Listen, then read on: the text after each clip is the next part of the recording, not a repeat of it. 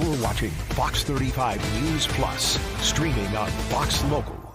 Well, good morning to you and welcome to Fox 35 News Plus. I'm Garrett Weimer and thanks for joining us on this Thursday morning live on Fox Local and on YouTube. We've got a busy morning ahead. Want to let you know a couple of things here as we get ready, as we kind of kick things off here for several hours of live streaming. Let me give you a live look right now at the White House, where we do expect to hear from the president shortly at the beginning of the cabinet meeting. He is scheduled to hold a meeting with the members of his cabinet, and we also expect him to talk about this Gaza peace deal. So we will get you to that when it begins so that you can hear what the president has to say about this historic agreement. Also want to give you a live look right now at the federal courthouse in downtown Orlando, where Jonathan Rinderneck, the 29-year-old man arrested in West Melbourne, is in court today for a second hearing.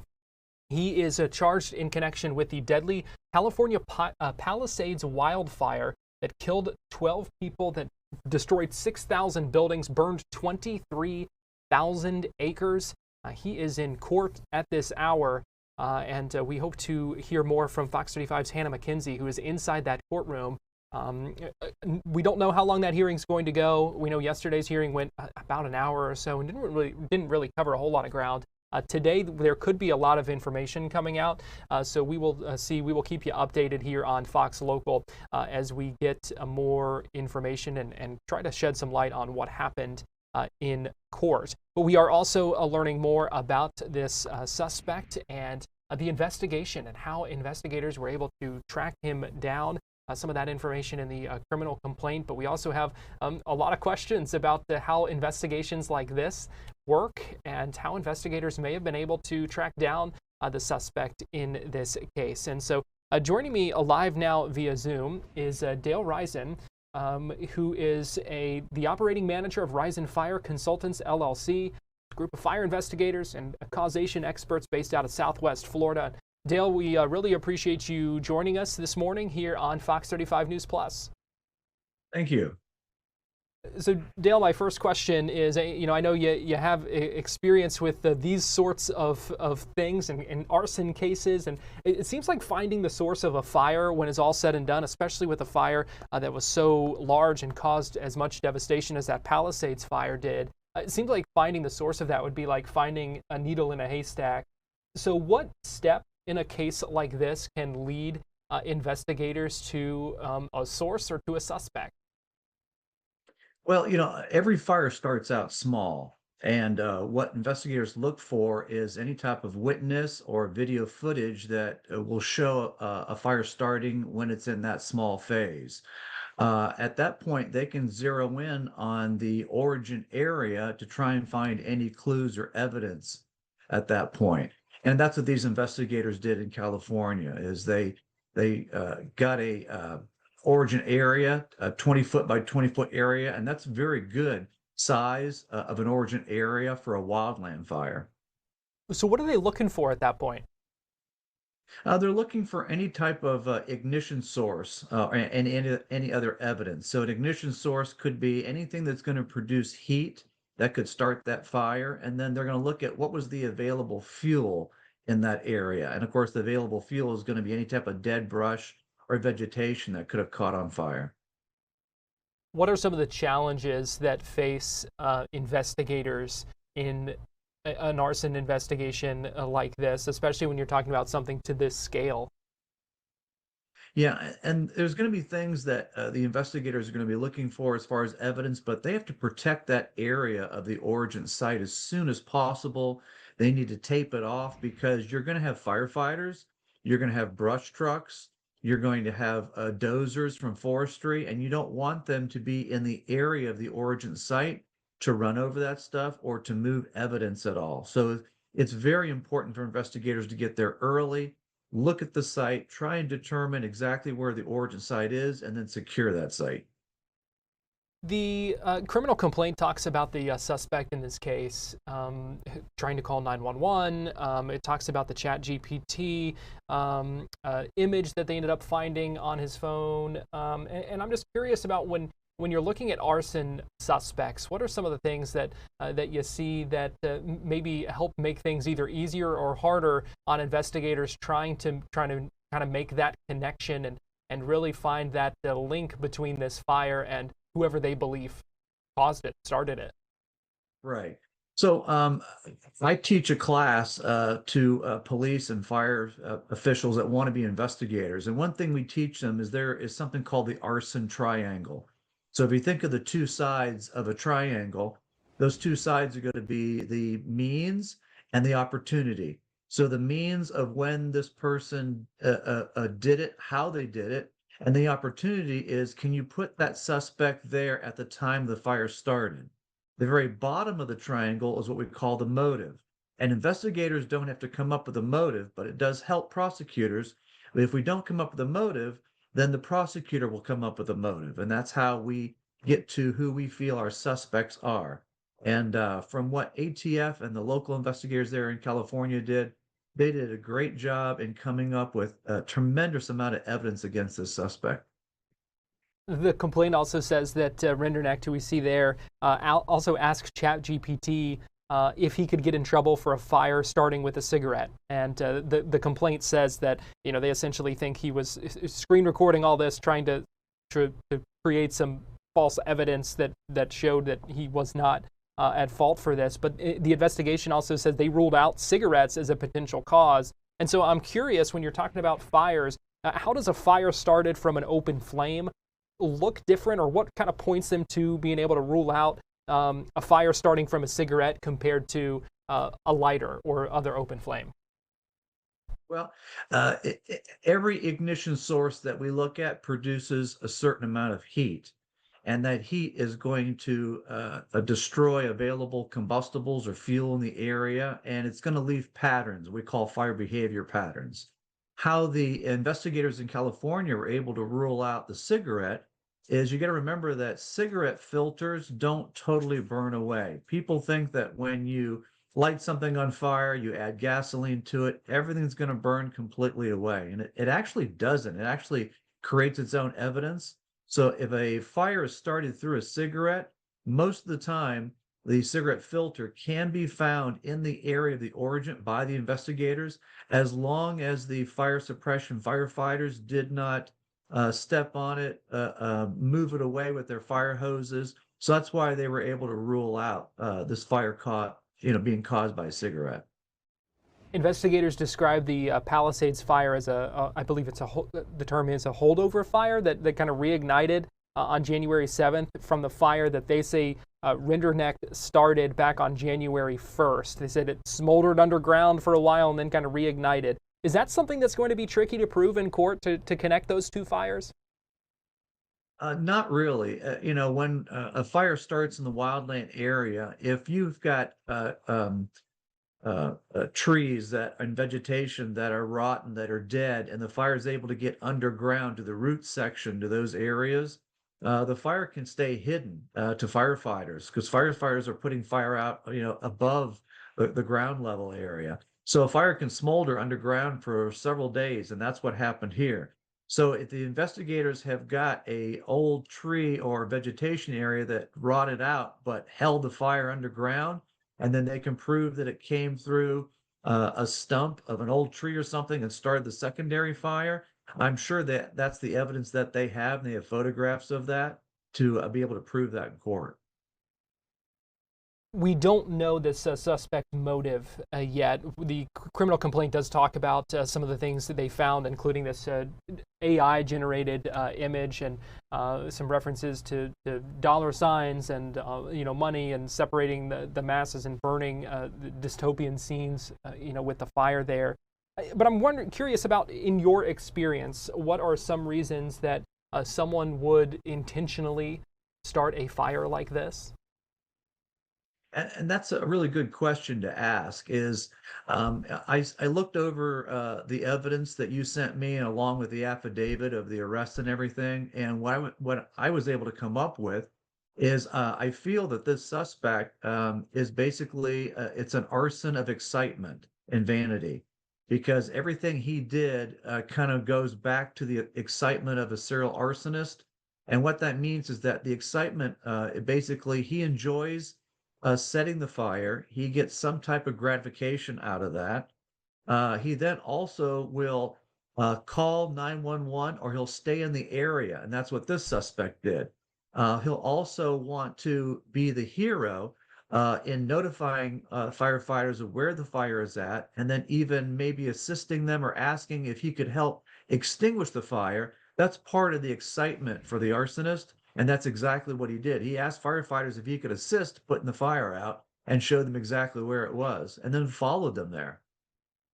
Last thing I'll ask you here, Dale, and I'm just curious, kind of overall, what you make of this investigation, having read the complaint and some of those things. What do you make of what we saw and how these dots were connected to arrest this man in Florida for this fire that started back in January? I think from what I've read, the fire investigators and ATF have done a very good job in determining who their suspect was, and then to put that suspect at the scene, and also showing that he is the only one that could have started this fire. The one thing that investigators have to do is they have to rule out all other ignition sources. And that's what these investigators did. They said they ruled out lightning. There was no lightning in the area at the time of the fire. They ruled out the cigarette because there was no cigarette filter there. They were able to rule out fireworks because nobody was using fireworks that night, and no one saw any remnants of fireworks anywhere in the area. They ruled out the electrical lines from telephone poles. There were no electrical lines in the area. And they even went to the extent of ruling out reflective glass, meaning like from a Coke bottle or beer bottle that the sun could have reflected off of it and started a fire. They even ruled that out. Dale Reisen, operating manager of Reisen Fire Consultants LLC out of Southwest Florida. We really appreciate your time and your perspective here. I feel like you've really done a good job of shedding light on this for us, and I appreciate your time today. Yeah, thank you for allowing us to assist you. We're going to take a quick break here on Fox 35 News Plus, but we'll be right back.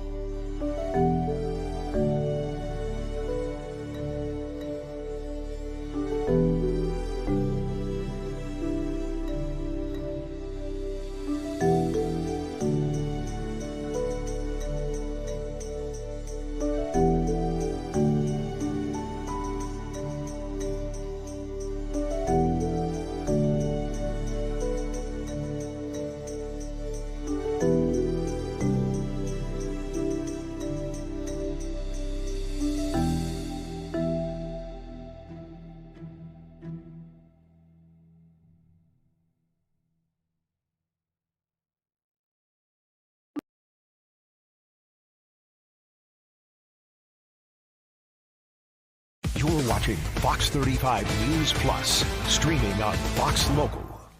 Welcome back into Fox 35 News Plus. I'm Garrett Weimer, and thanks for joining us on this Thursday morning, live on Fox Local and on YouTube. But we are still standing by for the Trump cabinet meeting. after the announcement of this peace deal between Israel and Hamas.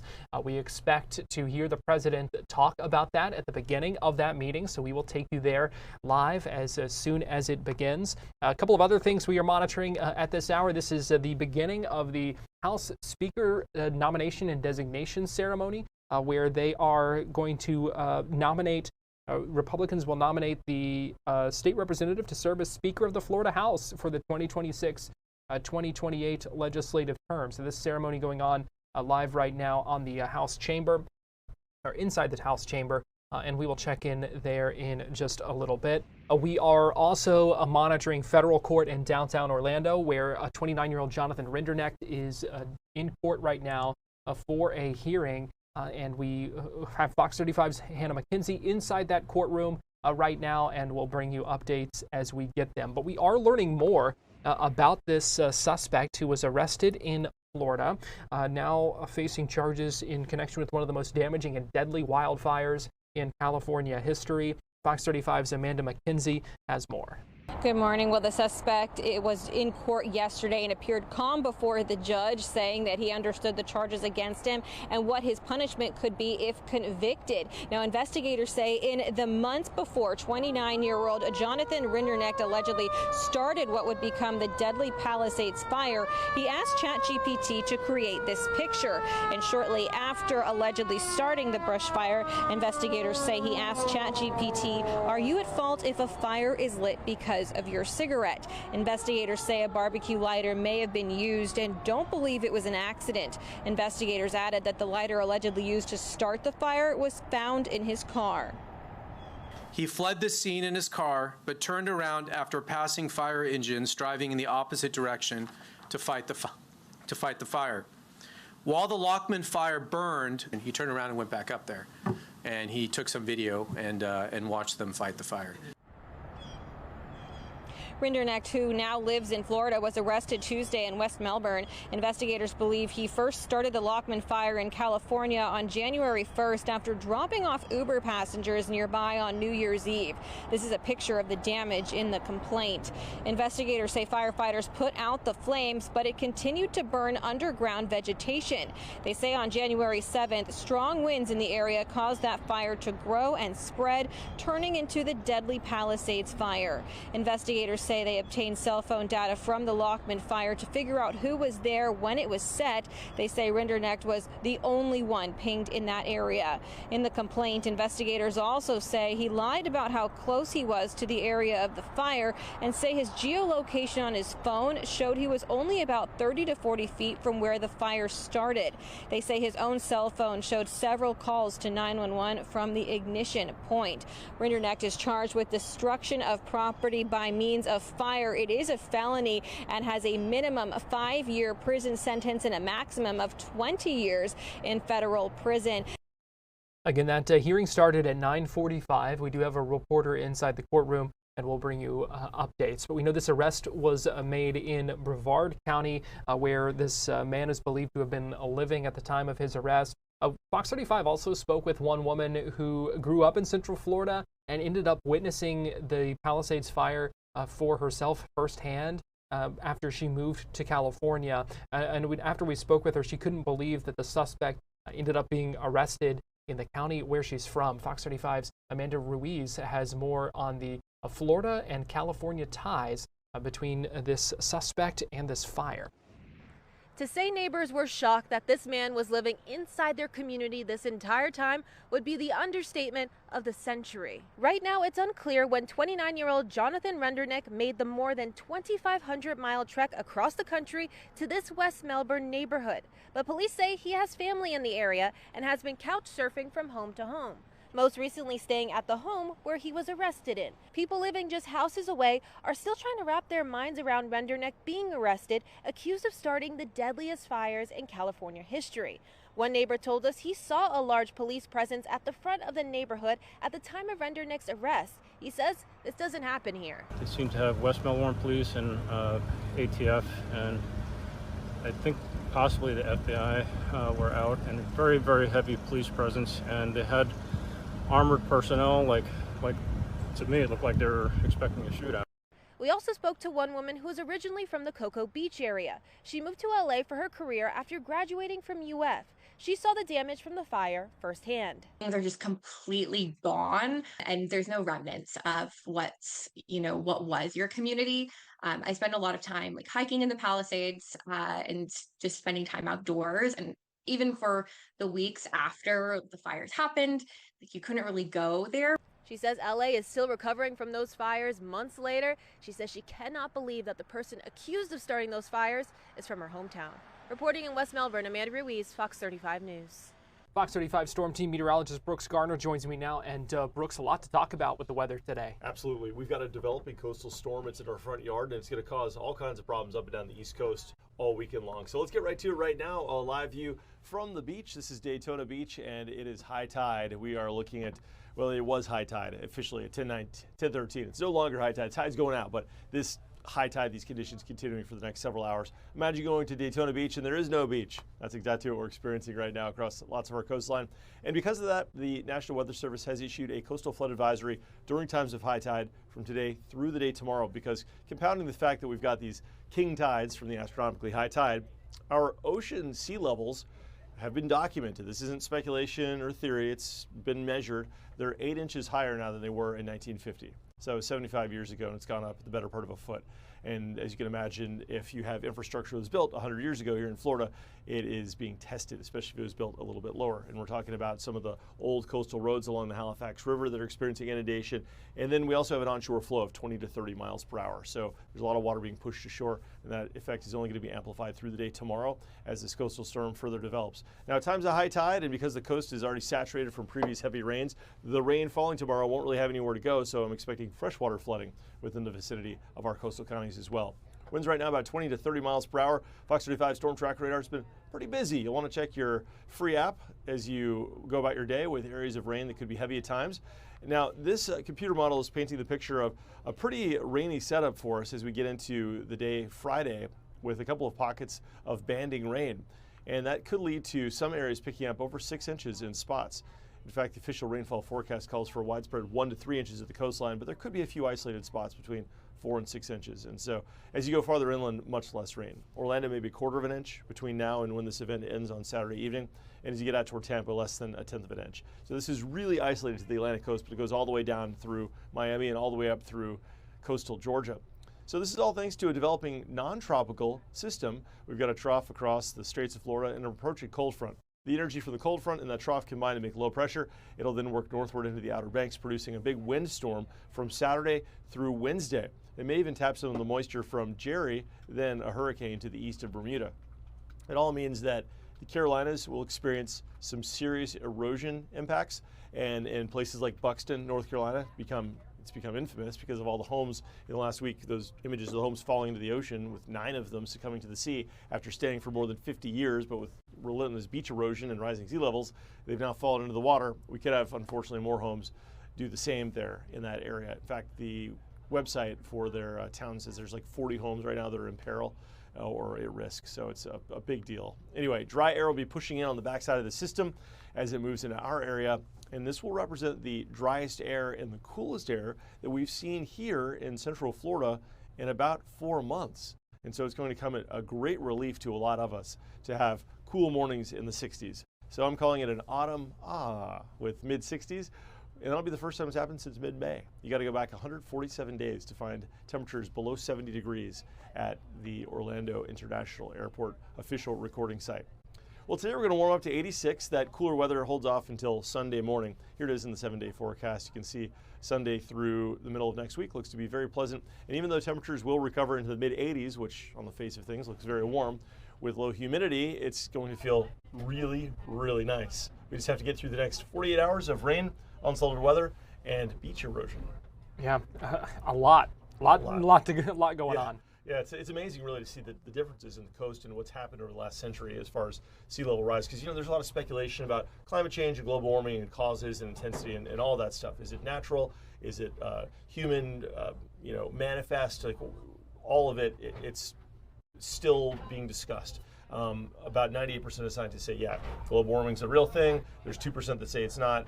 That's why there's debate. But that's science. It's not a matter of belief. It's a matter of debate. One thing that is incontrovertible, one thing that is fact, is that the oceans are rising. They've gone up about 8 inches, as determined by the flood gauges and the NOAA gauges around the world. So we can take that information and apply it to action, and that's why we're seeing these really high tides. Yeah, gosh. Well, Fox 35 Storm Team meteorologist Brooks Garner, we appreciate you getting into that and breaking all that down for us. My pleasure. Thanks, Garrett. We're going to take a quick break, and we'll be right back with more Fox 35 News Plus after this.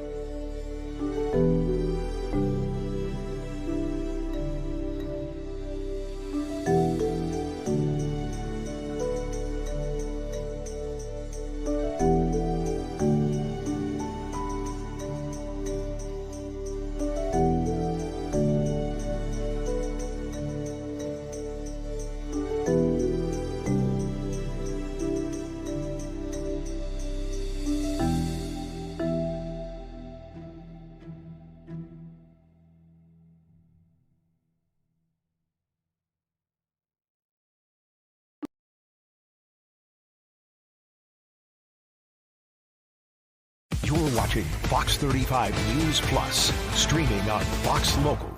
Welcome back into Fox 35 News Plus. I'm Garrett Weimer, and thanks for joining us on this Thursday morning, live on Fox Local and on YouTube. A lot going on at this hour, a lot of things that we are monitoring. We know it is day 9 of the government shutdown.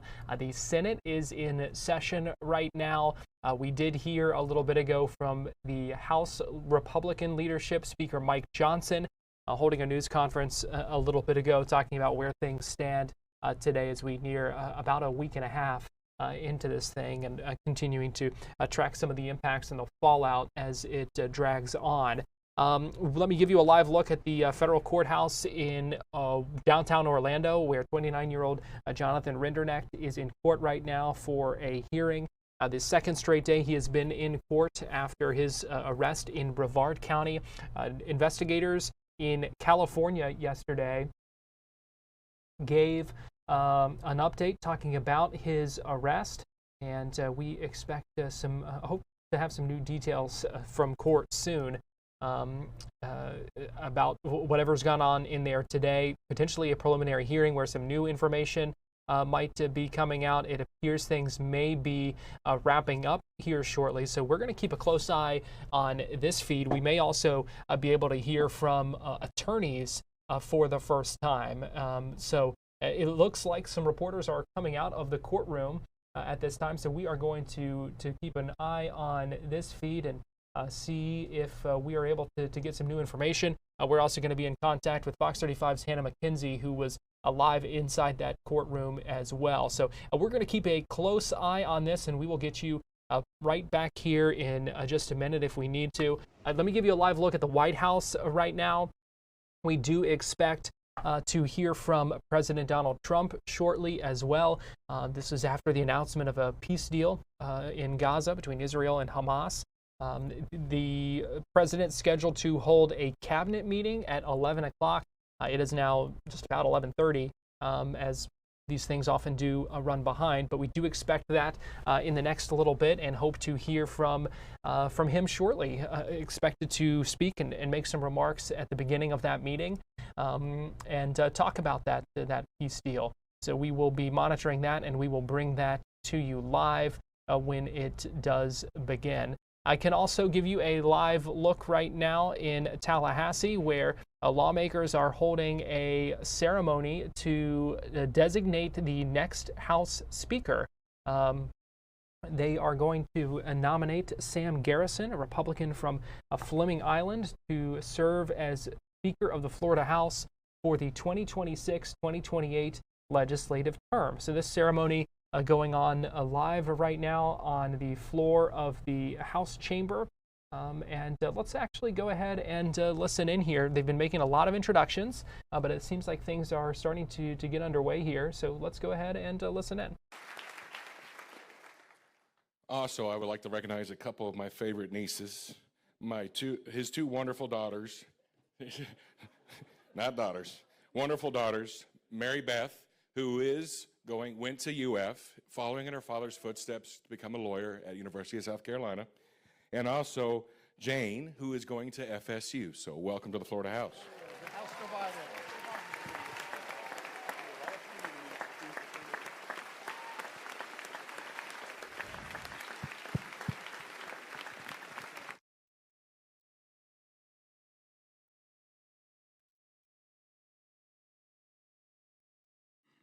Representative Botana, you're recognized. I would also like to introduce his proud parents, Alice and Mike Garrison, and his mother-in-law, Janie and Bob Simpson.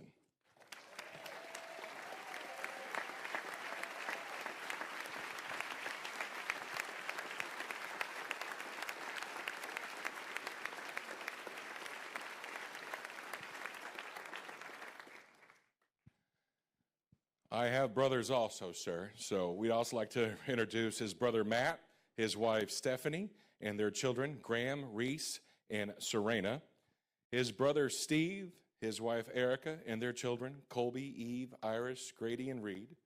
His sister Mary, and her husband Yvonne, and their children Alice and John Samuel. His brother-in-law Clark Simpson.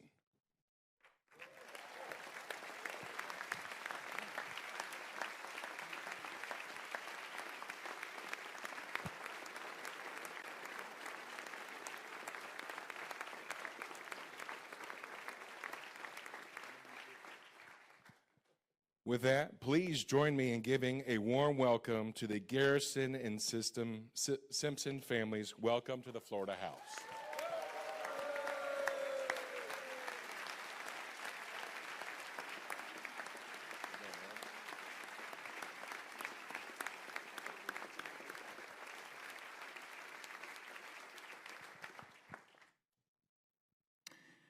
Members, it is now my honor to request that Speaker Perez approach the rostrum and preside over the election of our Speaker designate.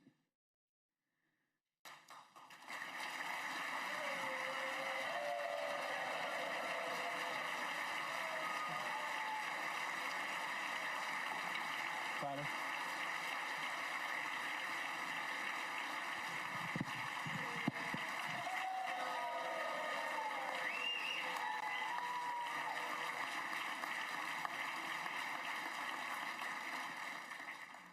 Representative Busada, for what purpose do you rise? Thank you, Mr. Speaker. To make a nomination and request permission to approach the well. Representative Busada, you are recognized and may approach the well.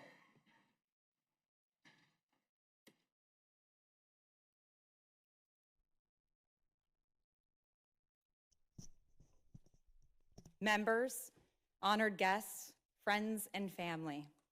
It's an honor to nominate Sam Garrison to be Speaker of the Florida House. When Sam first asked me to give this speech, I started playing back all the moments over the past 5 years that led to this day. One of the first that came to mind was the first time that Sam and I ever spoke. It was back in 2020. I was in between knocking on doors. Actually had called old Travis. About 30 seconds into the phone conversation, he hands the phone over to Sam Garrison. We spoke briefly, hung up, and I said, who is Sam Garrison and where the heck is Clay County? As I'm sure a lot of people did. Well, today I know exactly where Clay County is. I've visited many times. That's right, I think all of Clay County is here. Is there anyone left in Clay County right now? Today I know exactly where it is. I've visited many times, and I've gotten to know Sam and his story. And I think it's a story worth telling. I won't bore you with the details of him becoming homecoming king or on the high school basketball team, because we know he really is more of a band nerd. But it's true. But when I think of his story, I think of the American dream. Because it's only in America that a boy from a small town in Illinois, whose family comes from even smaller towns in Kentucky and Kansas, from humble backgrounds, that same boy who's only 2 generations away from having had family who had limited formal education, can become Speaker of the Florida House.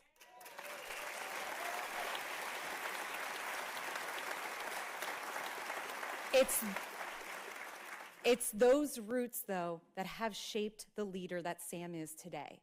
The type of leader that is constantly rooting for the everyday underdog. In my remarks today, I want to focus on Sam's character as a leader.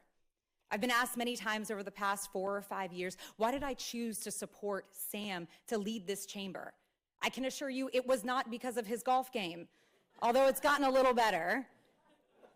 It's because his unwavering commitment to his people, his morals, his values, his principles is unmatched. I was also asked recently, what do I think of when I think of a true statesman? I think of Sam, because he is a man of his word, and in the face of adversity, he will never compromise who he is and what this chamber stands for.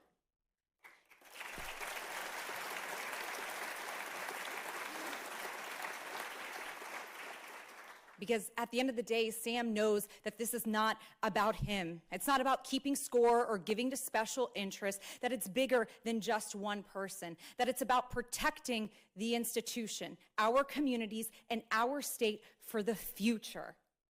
Because Sam is the type of person that genuinely wants to leave things better than he found them. He's someone that constantly is striving for perfection, but never afraid to learn from mistakes. Someone who's always there willing to accept honest criticism, often brutally honest, not just from the Garrison girls, but from his colleagues too. But it's what he does with that critique. He sees it as an opportunity to learn, to grow, so he can be the best version of himself, so he can give the best version of himself, not only to the state, but to every single member of this chamber.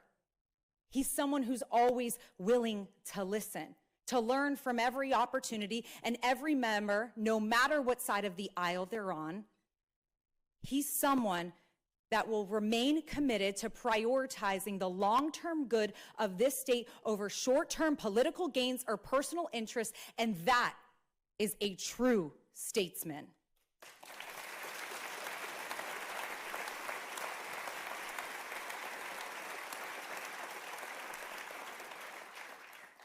Sam is a real leader. The type of leader that his team would never think twice or hesitate about standing beside in the face of conflict. Because he's the type of leader that will never ask you to compromise your morals, your principles, your values, or those of this chamber. Because he's the type of leader that would never ask you to do something that he wouldn't do himself. But to know Sam, to really know Sam, is to know the 3 amazing women in his life. Gail, Mary Beth, and Jane. Thank you for sharing him. This state will be left a better place because of him and the sacrifices that each of you have made. And I know that there have been a lot, but know that a day has not gone by where Sam hasn't mentioned each of you, and his face lights up instantly. That's because everything he does here is rooted in his commitment to make sure that he leaves this place better for his girls and every future generation to come. Not a day has gone by where you three aren't the guiding principle that keeps him going. Not a day has gone by where he hasn't felt the weight of making you three proud. All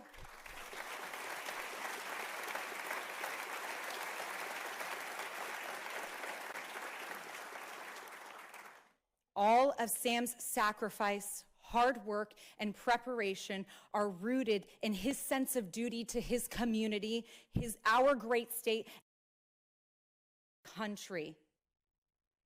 We don't know what the future of our state looks like. But what I do know is that Sam Garrison is the right one to lead it. Sam is prepared, he is principled, he is tested. He will not waver, he will not surrender, he will not relent. It is with tremendous honor that I nominate Sam Garrison, someone I am proud to call a friend, a mentor, and a true statesman, to be the 91st Speaker of the Florida House.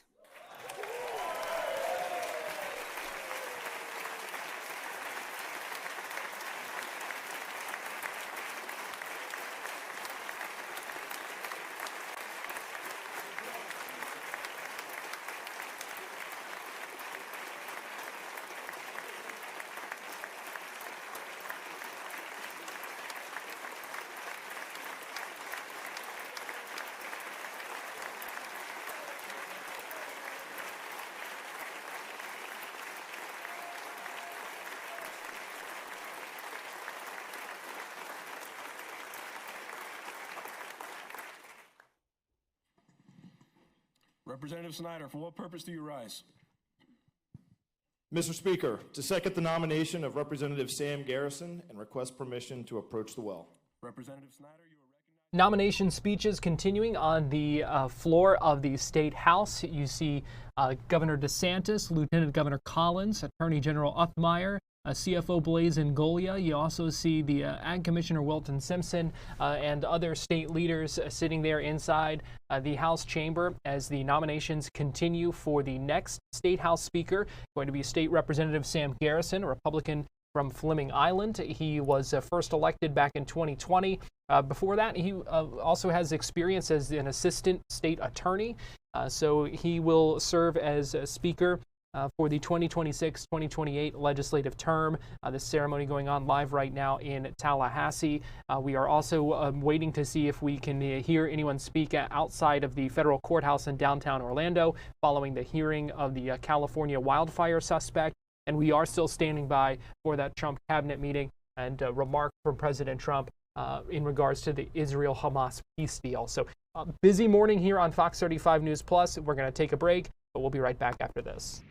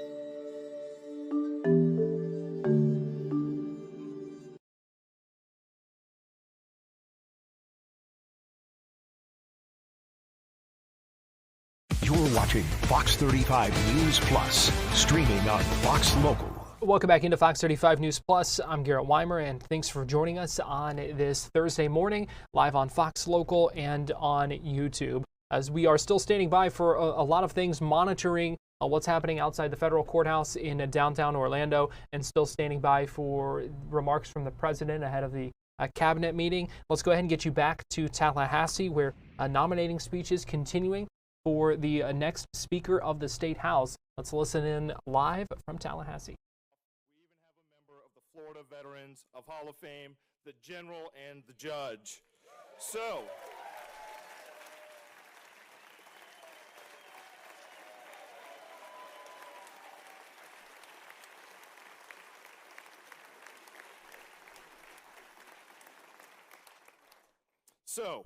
with all these alphas, how could one person emerge as the leader of this bunch?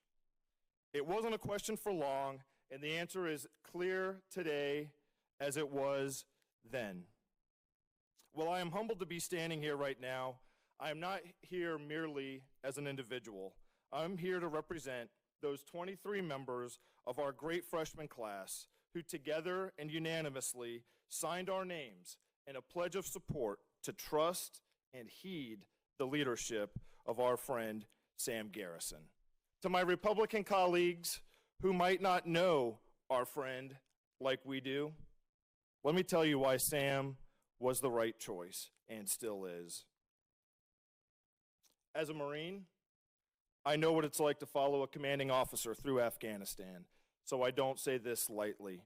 But I would follow Sam Garrison to the depths of hell and back if that's what it takes to defeat the enemies of Florida.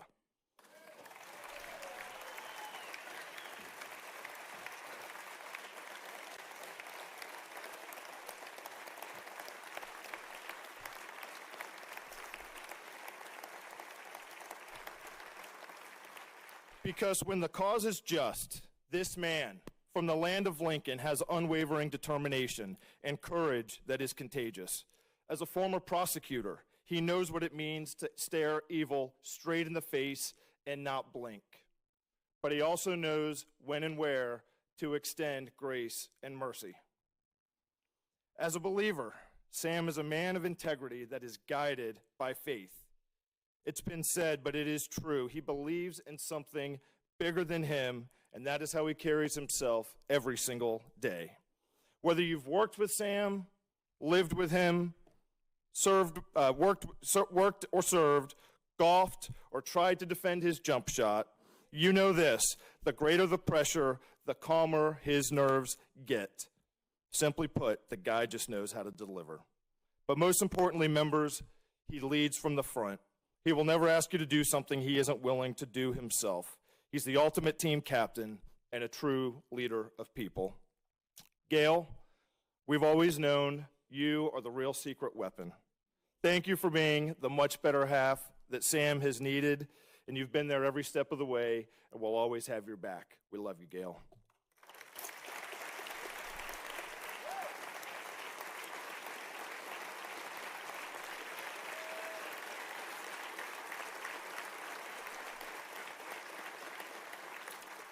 Mary Beth and Jane, your dad loves you too, more than anything on this planet. And just a quick news flash for any of the boys out there. There's like 50 uncles in this chamber that you're gonna have to go with, so you better treat them exactly like they deserve. Mike and Alice, Sam's parents, from the streets of Peoria to the Speaker of the House. That only happens with strong parents, and it is evident you have raised an amazing family.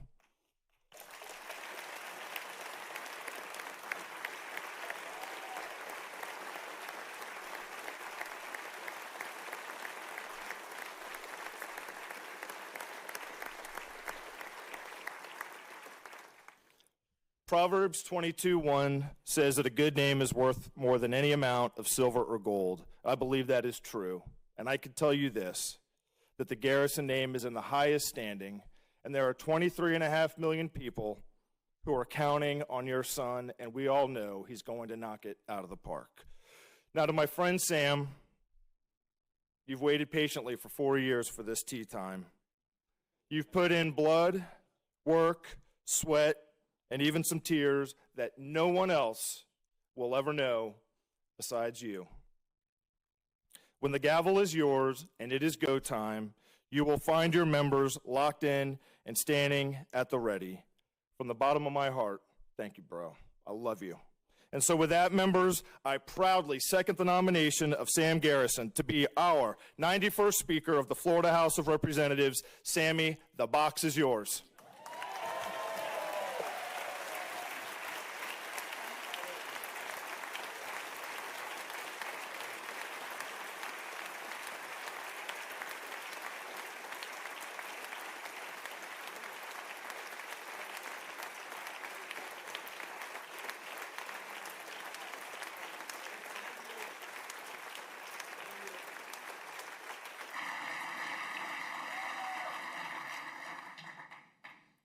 Representative Salzman, you are recognized to make a motion. Thank you, Mr. Speaker. As no other nominations would be in order pursuant to Rule 5.3a, and they don't want to take me on, I move that nominations cease. Representative Mooney, you are recognized. Speaker, I second the motion. It has been moved and seconded that nominations cease. Is there an objection? Without objection, that motion is approved. Representative Kennedy, you are recognized to make a motion. Mr. Speaker, I move that we dispense with the calling of the roll and elect Representative Sam Garrison to the position of Republican Leader Designate. Representative Redondo, you are recognized. Mr. Speaker, I second the motion. It has been moved and seconded that we dispense with the roll call vote and elect Representative Sam Garrison to the position of Republican Leader Designate. All those in favor say yay. All those opposed, nay. Members, by your vote, you have elected the Honorable Sam Garrison as Speaker Designate of the House of Representatives for the two-term beginning with the organization session of 2026. Congratulations, Speaker Designate Garrison. You may approach the well.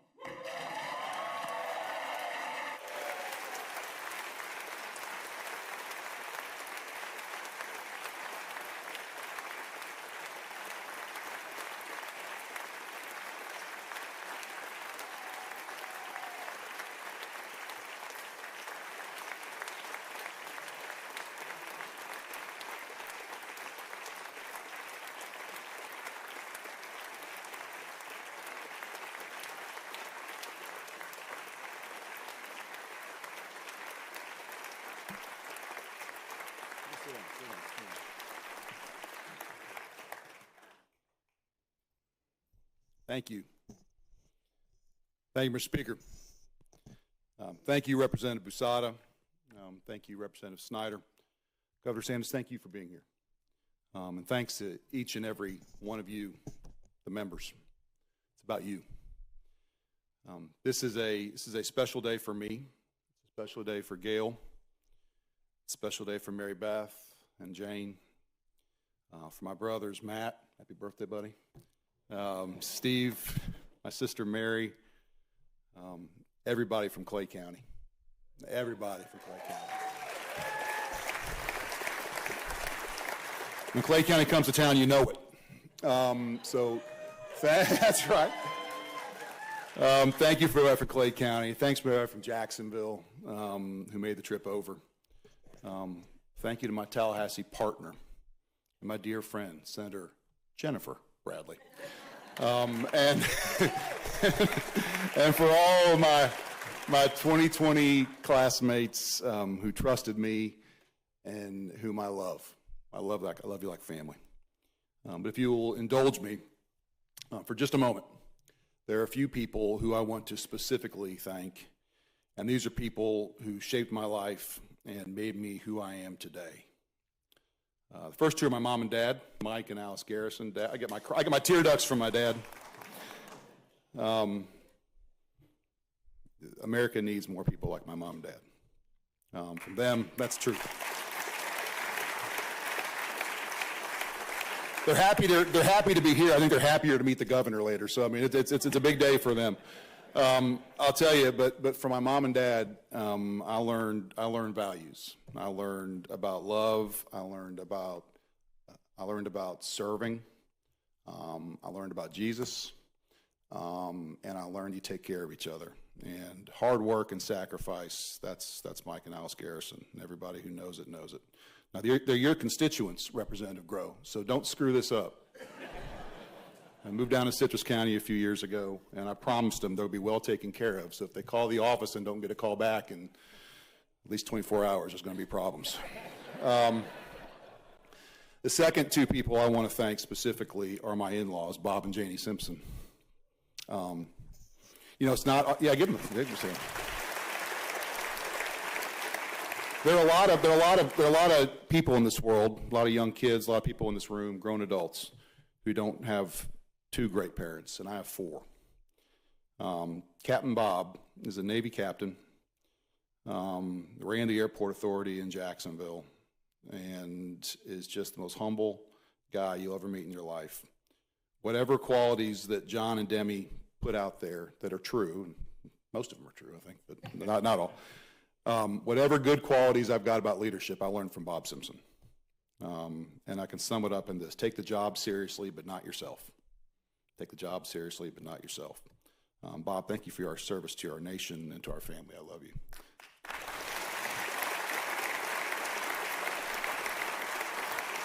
And last is Janie Simpson, my mother-in-law, who, if I have any empathy or lack of selfishness, or if I'm a good listener, it comes from Janie. Her story is amazing. If you get a chance to talk to her sometimes, I encourage you to do that. She is the best listener I've ever made in my life.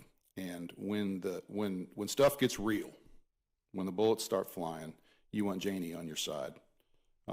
She spent a career as a counselor for people who have been through the worst. Whenever there was a bad murder in Jacksonville, whenever there was a kid who was abused, whenever there were the things that were a lot of brokenness, people would call Janie, and that's her job. And I was a prosecutor because of Janie. I'm here because of Janie, and I love you. Thank you. And the last thank you. Mr. Speaker, I want to take just a moment and say a special word of thanks to you. We promised each other years ago that there would never be a closer relationship between a speaker and a speaker designate than exists between you and me. And as in all things, you are a man of your word. Thank you for always supporting me. I want you to know this: I will always support you. Thank you, Dan. Speaker designate Sam Garrison speaking in Tallahassee. We got to take another quick break here on Florida on Fox Local, but we'll be right back.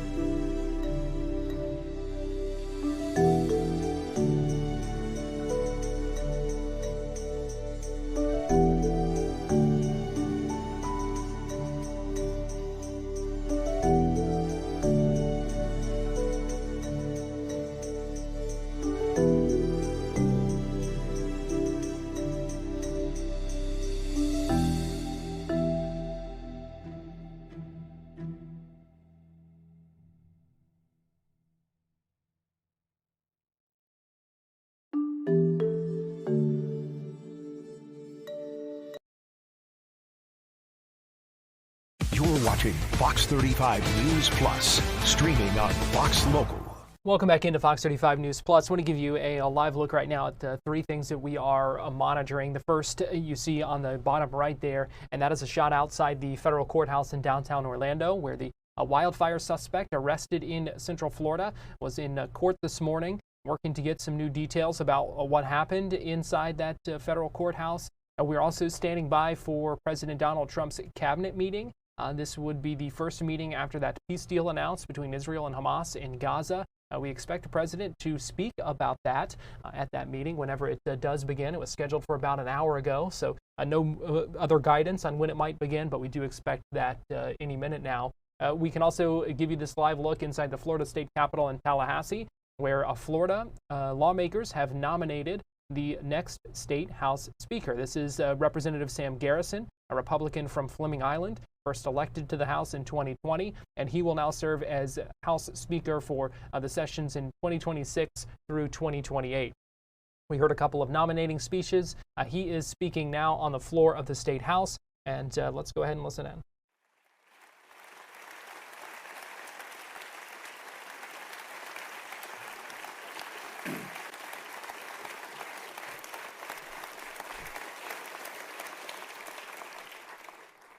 So where are we now? Here we are today. By any measure, Florida Republicans enjoy a success that our predecessors could have never dreamed of. Let's face it, we have only known victory in this town. We have only known Republican dominance. And the temptation is to believe, because it is all we have known, that it's all that ever was, and it's all that ever will be. History, of course, tells us a different story. It tells us that political successes bring their own set of challenges, and they are summed up in one word: complacency. Complacency. I believe with my whole heart that complacency is the single biggest threat to the conservative movement in Florida. This is not an external danger. This is an internal danger. Our challenge ain't the Democrats, it's us. Let me ask you, members, do we spend as much time learning every detail of legislation, preparing to defend it, to refine it, or do we outsource it sometimes to interest groups, think tanks, take up model legislation, just assume that someone else has done the hard work of making sure it's the right thing for Florida? Do we do the arduous work of leading this state and fighting for our people back home? Or do we sometimes hit the easy button, simply ride the wave, shrug our shoulders, and leave the tough decisions, the intractable problems, and the big dreams to someone else? Our communities sent us here. They sent you here. And they sent us here for a reason. It is to be their voice, to bring our collective experiences to bear in addressing the challenges and seizing the opportunities that we face as a state. But let's be real here. There is a reason that complacency creeps in, because fighting against it takes hard work. It takes commitment to master the intricacies of healthcare systems and Medicaid, to tackle the never-ending challenges in our prison system, to proactively prepare for the reality of the next Cat 5.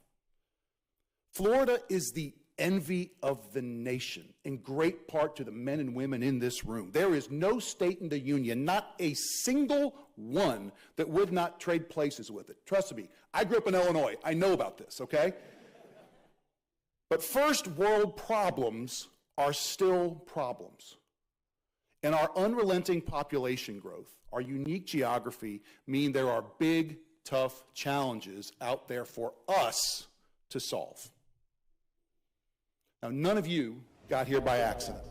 I want to get you now to the beginning of this Trump cabinet meeting. Our feed just came up just a moment ago. Let's go ahead and listen in here.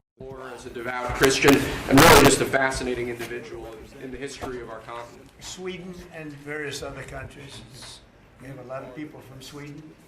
A lot of Scandinavians. This is very important for Scandinavians, and it's a great honor. Okay, and now you have another one that's, This is like I think, very non-controversial, frankly, but some people would say it's controversial. Go ahead. This is like Explorer Day for you, sir. Today we have your Columbus Day proclamation for Monday, which we're signing a bit early. Christopher Columbus obviously discovered the New World in 1492. He was a great Italian explorer. He sailed his 3 ships, the Nina, the Pinta, and the Santa Maria, across the Atlantic Ocean and landed in what's today the Caribbean. But this is a particularly important holiday for Italian Americans who celebrate the legacy of Christopher Columbus and the innovation and explorer zeal that he represented. In other words, we're calling it Columbus Day. Yes.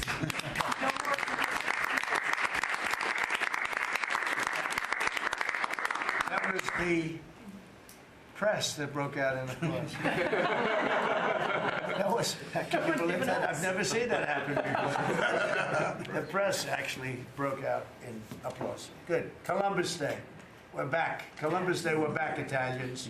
We love the Italians. Okay. Thank you, Mr. Thank you. Great.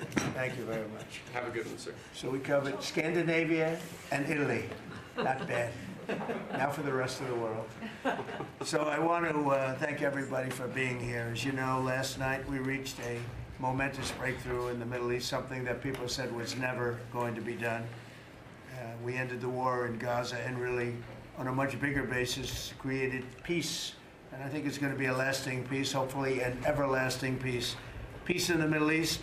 We secured the release of all of the remaining hostages, and they should be released on Monday or Tuesday.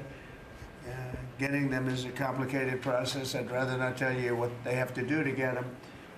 There are places you don't want to be, but we are getting the hostages back on Tuesday, Monday or Tuesday, and that'll be a day of joy. I'm going to try and make a trip over. We're going to try and get over there, and we're working on the timing, the exact timing. We're going to go to Egypt, where we'll have a signing, an additional signing. We've already had a signing representing me, but we're going to have an official signing.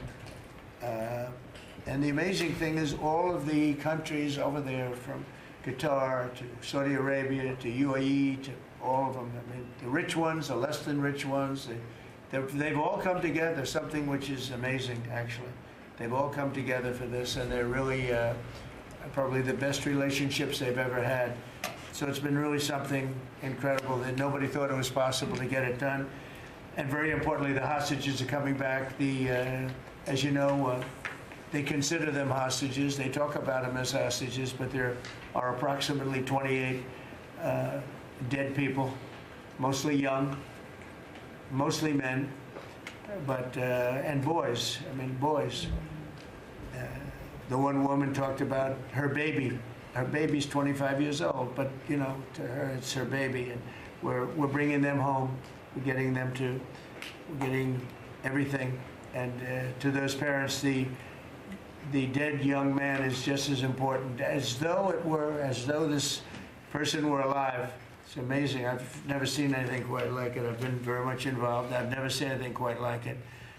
But it's really peace in the Middle East.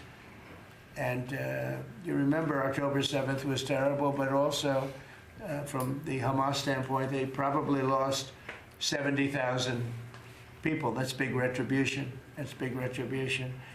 But at some point, that whole thing has to stop, and we're going to see to it. Gaza is going to be slowly redone. You have tremendous wealth in that part of the world by certain countries, and just a small part of that, what they make will do wonders for Gaza.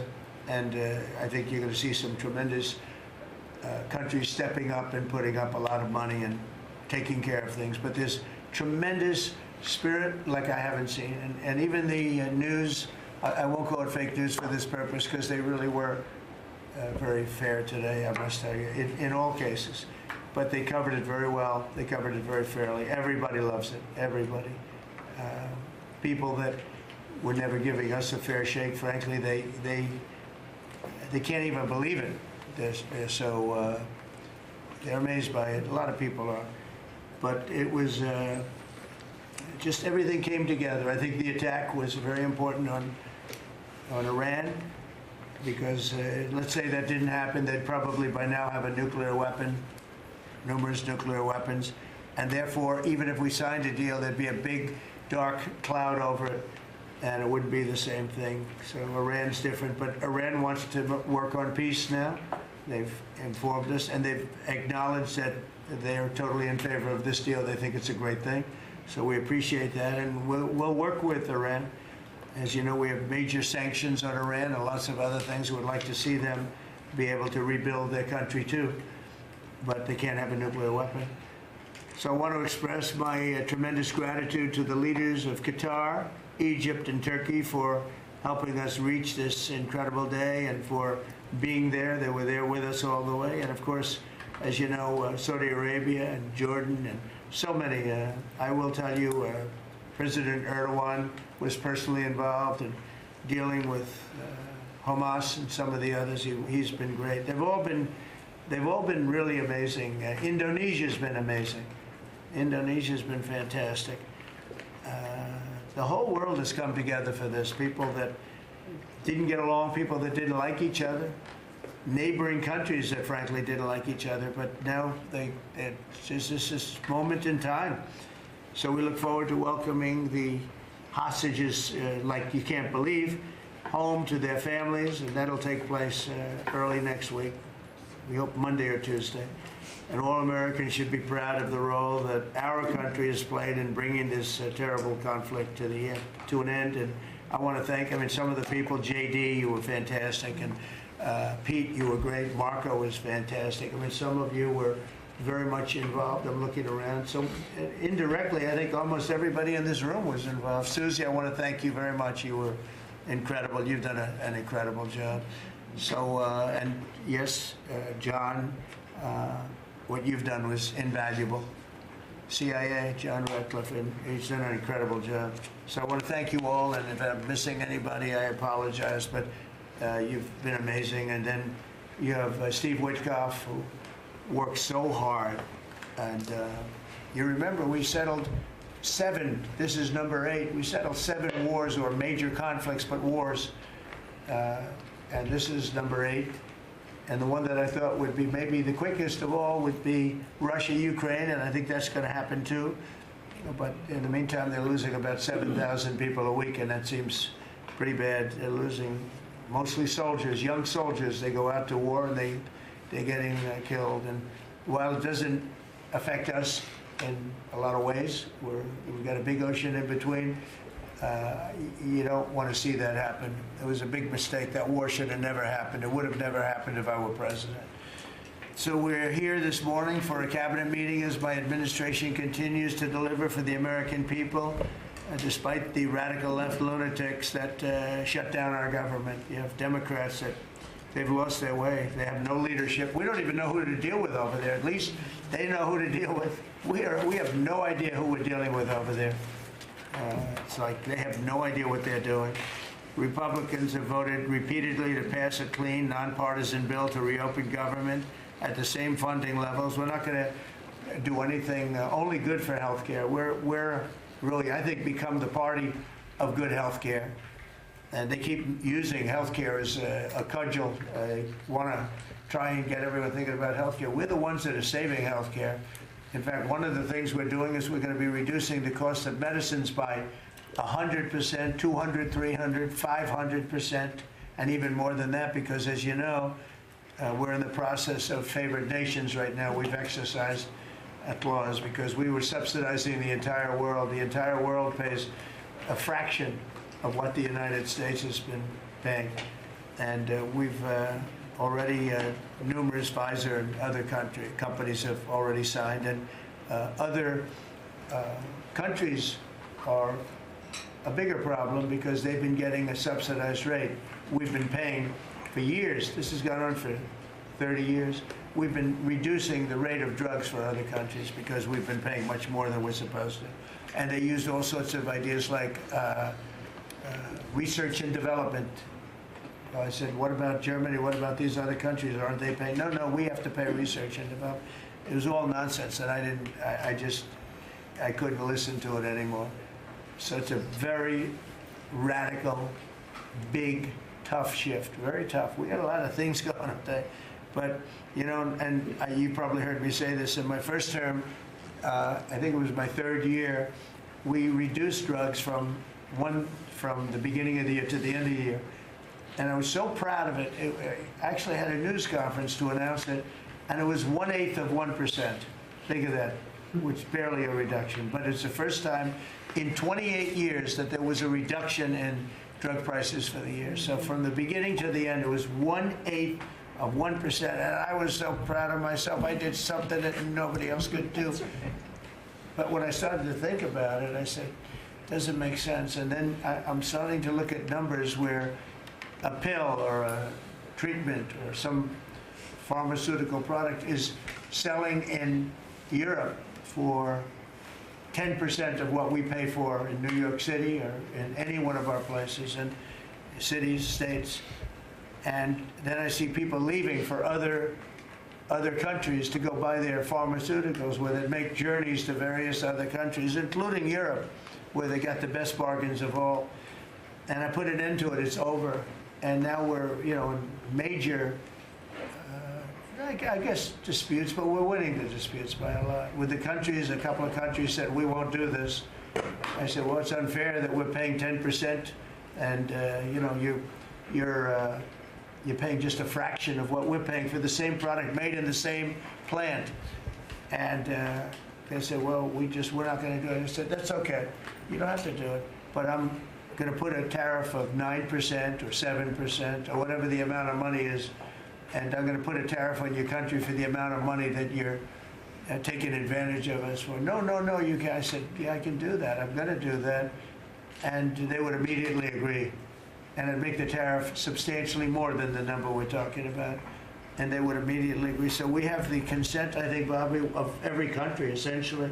They know that if they don't do it, we're going to put a tariff on for double the price, and then they're going to do it. So we never had that before. You never had anybody in here that knew what the hell they were doing, I'll be honest. It really it makes me angry.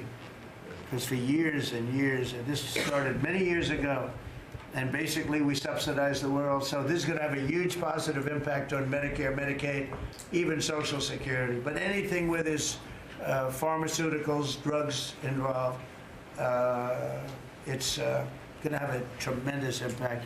So we're going to get drug reductions of 100%. I told you 1/8 of 1% and I was proud of myself. Now you're going to get 100%, 150%, 200, 300, 400, 500%. You're going to get the biggest drug reductions that you've ever seen.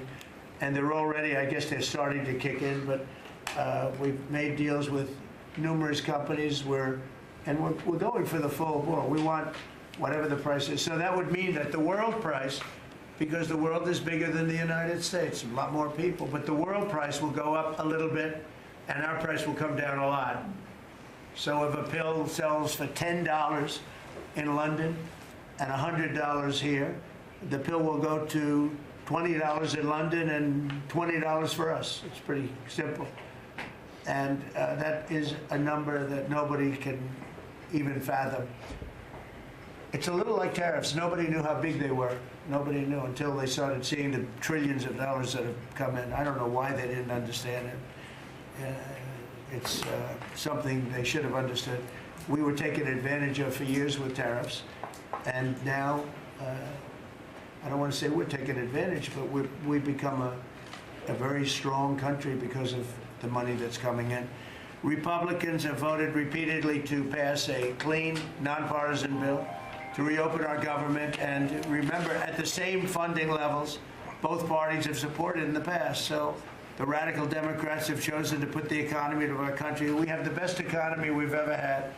We had the best economy in my first term, but we have an economy that's blowing it away, and we have the Democrats that are trying to obstruct. They don't want to have a good economy. I don't think they want to have a good country. That's why they try and stop our law enforcement from doing what we did in Washington, D.C. Washington, D.C., we have a great, safe, beautiful capital right now. Beautiful.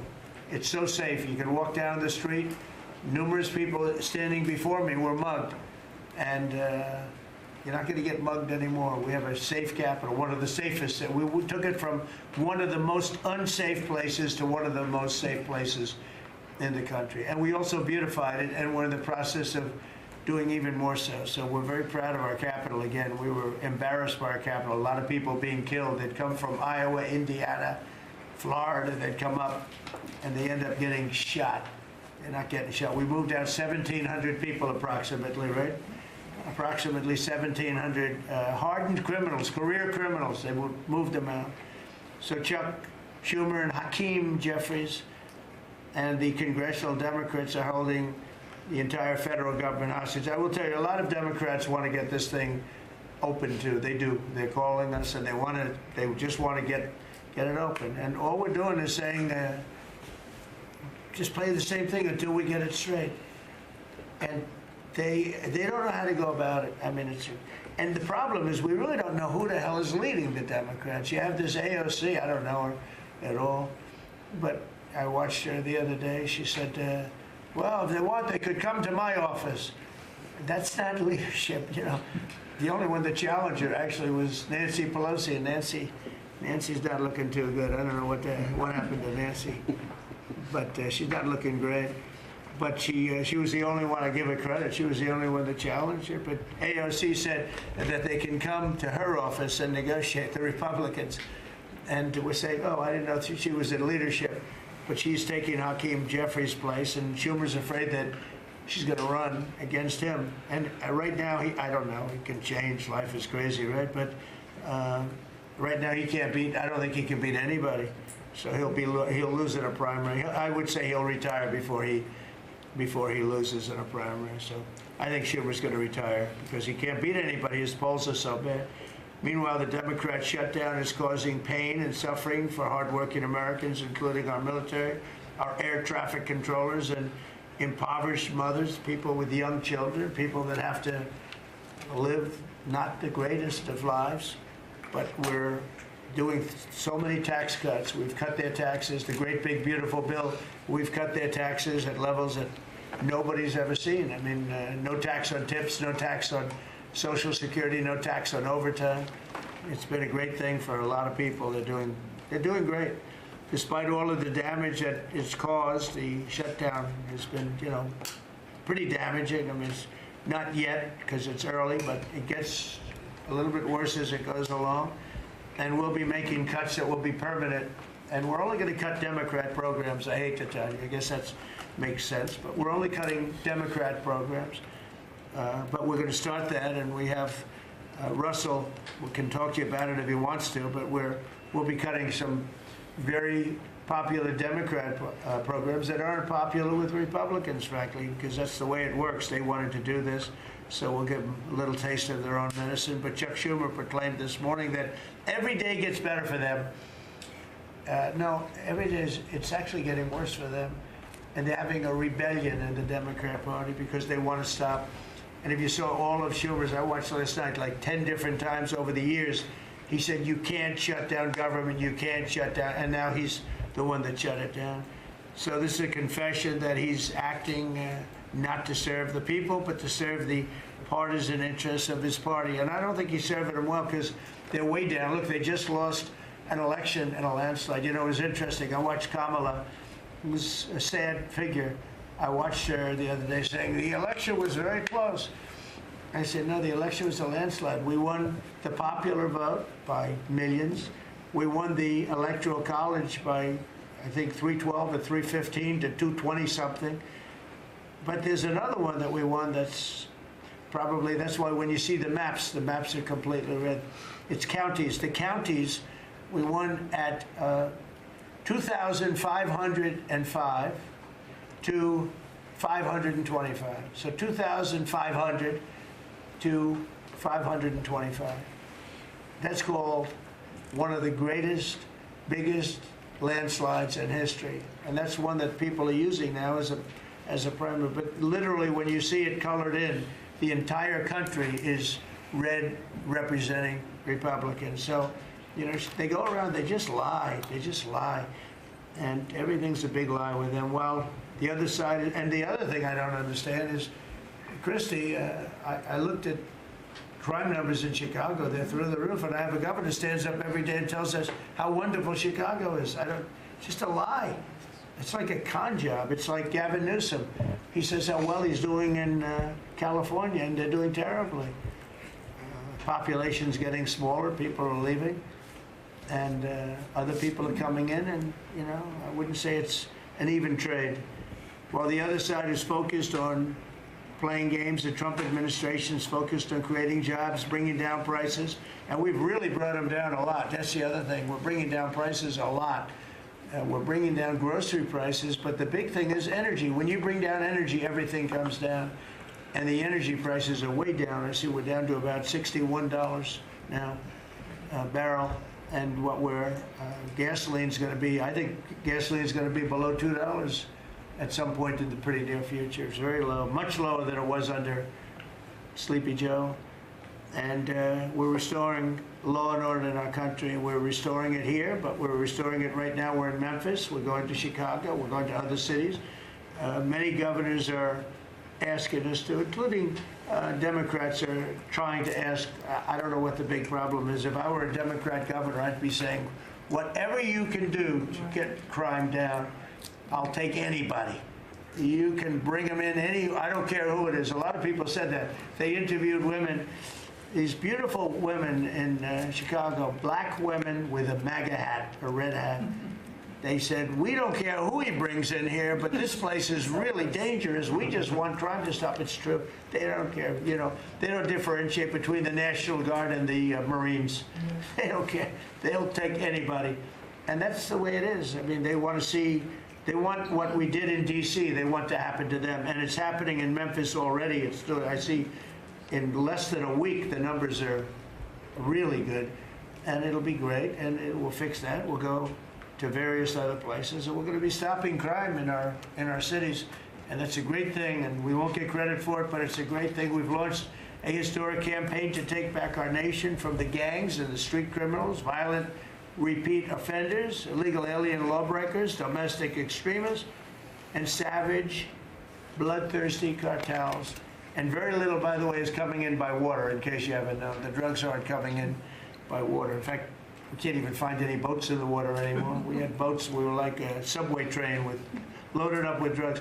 Every boat, every single boat that you see getting taken out kills 25,000 Americans. Think of that, because it's, you know, it's pretty tough stuff, but it kills 25,000 Americans. So when you hear that, it's no longer tough. But here in Washington, we've deployed federal law enforcement and National Guard to restore public safety, and we're working to replicate that in numerous places all over the country. And we have a very powerful military. We have a very powerful National Guard. I want to thank the governor of Texas, who has been, as usual, great. Governor Abbott, he gave us 400 troops without even a question. And we have other governors likewise doing what has to be done, because they know we have to confront crime. We're directly confronting the sinister threat of left-wing domestic terrorism and violence, including the terrorist group Antifa. You saw that yesterday. We had a news conference. Antifa's out of control in Portland and other places, but mostly Portland in the case of Antifa. And we had people that were really badly affected by them. It was terrible. So one of those things, but we're knocking the hell out of them. And we're looking for the people that are funding them, and those people are going to be just as guilty as the people that smack people over the head with a baseball bat. And I'd like now to ask Attorney General Bondi and Secretary Noem to discuss this a little bit and tell where we are. And then we'll go around the room. We'll go quickly. We're going to go quickly if we can, because we have a lot of things to do, including I won't be spending that much time here because I'll be leaving fairly soon for the Middle East. And I'm very honored to be involved with that, I'll tell you. It's a great thing for our country. People are so happy about it. I've never experienced anything quite like it. I've never seen such universal praise for being able to do something. No, it's something that nobody thought was possible, and we're going to end up having peace in the Middle East. Who would have thought? So, Pam, could you start, and then Christy, please. Sure, President Trump, and despite the Democrat shutdown of our government, our law enforcement officers are out there working without paychecks, round the clock, to keep and make America safe. Secretary Hegseth and I were recently in Memphis. We had 1,100 law enforcement officers in one room with us. The Memphis PD, they were the happiest to see us, don't you think, Secretary Hegseth, of anyone. We had ATF, DEA, FBI, U.S. Marshals. I'm not sure if our park police were there. We had Treasury, Secretary Bessent, and of course we had Secretary Noem's Homeland Security, all working together with the Guard. They were so happy to have us there. We've been making arrests left and right. So far, we made 562 arrests and seized 144 illegal guns just in the short time we've been in Memphis. And many of these people are career criminals. And when you take them out of a place, your crime rate just goes down. These people commit crimes every single day. They're sick. And we're taking them out. In some cases, we're bringing them back to their countries where Biden allowed, with the stupid open borders that we had in our country, to come in. But they're being brought back to other places, or they're being put in jail, but they're career criminals. President Trump, last night alone, we made 91 arrests, 19 firearms off the streets, and one was a warrant for a homicide, and 4 sex offenders who had active warrants. One was a sex offender on a child. Everything we did in Memphis was worth it, in my opinion, for that one arrest. Think about that. We got a child rapist off the streets, but yet we've made 562 arrests and still going strong in Memphis. Just what we did in D.C. But it's because it's all of us. It's a team working for you to make America safe, all together, round the clock. Thank you very much. Thank you, Pam. Thank You're you, doing a great President job. Trump. And it's amazing that we're not getting cooperation from Democrats. It's like, it's a new issue. You know, we have all the old issues of the wall and the border and all of the things, men playing in women's sports they still want that, transgender for everybody. All these issues are so crazy, but we have a new one. It's called crime. We stop crime and they allow crime. They want crime. It doesn't make sense. I think it's as ridiculous as the other things that we talk about all the time. But I've added it onto our list, a 5-letter word called crime. We stop it, and they actually incite it. It's crazy. You would think they'd want them. You'd think they'd want Christy and Pam and all of the people. If we needed the military, Pete will be there. We've got a massive military. We have the best numbers we've ever had for recruitment. We have a lot of people now. We have people that can't get into them. In a great economy, they want to be soldiers again. A year ago, they didn't want to even think about it. Same thing as with police and firemen, everything. They want to join. They're proud of our country again. Christy, go ahead, please. Well, sir, thank you for your leadership and for deploying all of government to help us keep our country safe. You have talked extensively about how threatened our ICE officers are, but all of our law enforcement out there. And we saw the shooting in Dallas at that facility, so we're hardening all of our buildings and making sure that we have more security measures, snipers on the roof, people to protect our law enforcement while they're out there on the streets. But what I'm also doing, sir, is, and with your authority, is we're purchasing more buildings in Chicago to operate out of. We're gonna not back off. In fact, we're doubling down, and we're gonna be in more parts of Chicago in response to the people there. And then I was there a few days ago and looked at some facilities that we can deploy more law enforcement out of. Because what they're trying to do with these riots and violence is distract us and keep us from going after those murderers and rapists that are out in the streets. And then I was in Portland, went out and back on Tuesday and met with the governor, met with the mayor, met with the chief of police and the superintendent of the highway patrol. They are all lying and disingenuous and dishonest people. Because as soon as you leave the room, then they make the exact opposite response. So we're looking at new facilities to purchase.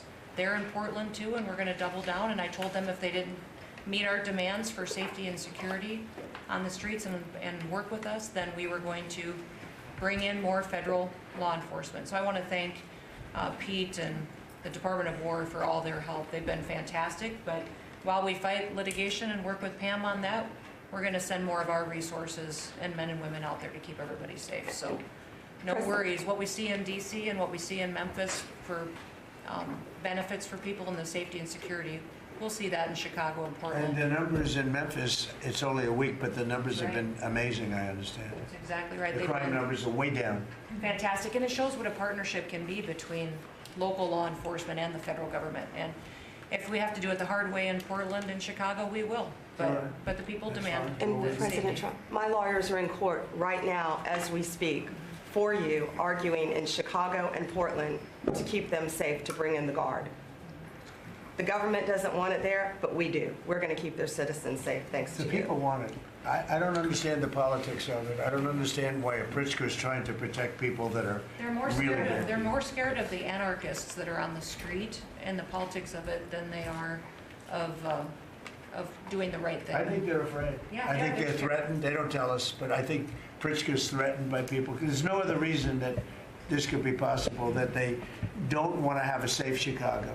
And we can solve the problem very quickly. And we're doing that anyway, regardless of if he doesn't want it or if he does want it, we're doing it anyway. So make sure.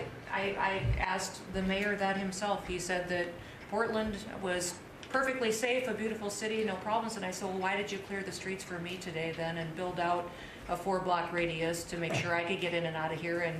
And these people on the street screaming death to ICE. There's graffiti that says Molotovs melt ice. We have the guillotines. We're going to use them. Portland's almost different. It's like anarchists. It is. It really is. You know, it's really different than a lot It's of the awful. others. This is a sick situation, but those are anarchists. Those are people that want to overthrow government. They're really degenerates. And we're finding out who is supplying all of those beautiful signs and everything Well, else. Scott's been fantastic. His team finding the financial networks is great. That's what Okay, gives Scott, everybody. Scott will do that. That's easy for Scott. We got a great team, sir. That's good. How about we go to Marco? You can talk a little bit about what's going on and Well, go ahead. yeah, Mr. President. I don't know if one day perhaps the entire story will be told about the events of yesterday, but suffice it to say, it's not an exaggeration that none of it would have been possible without the President of the United States being involved.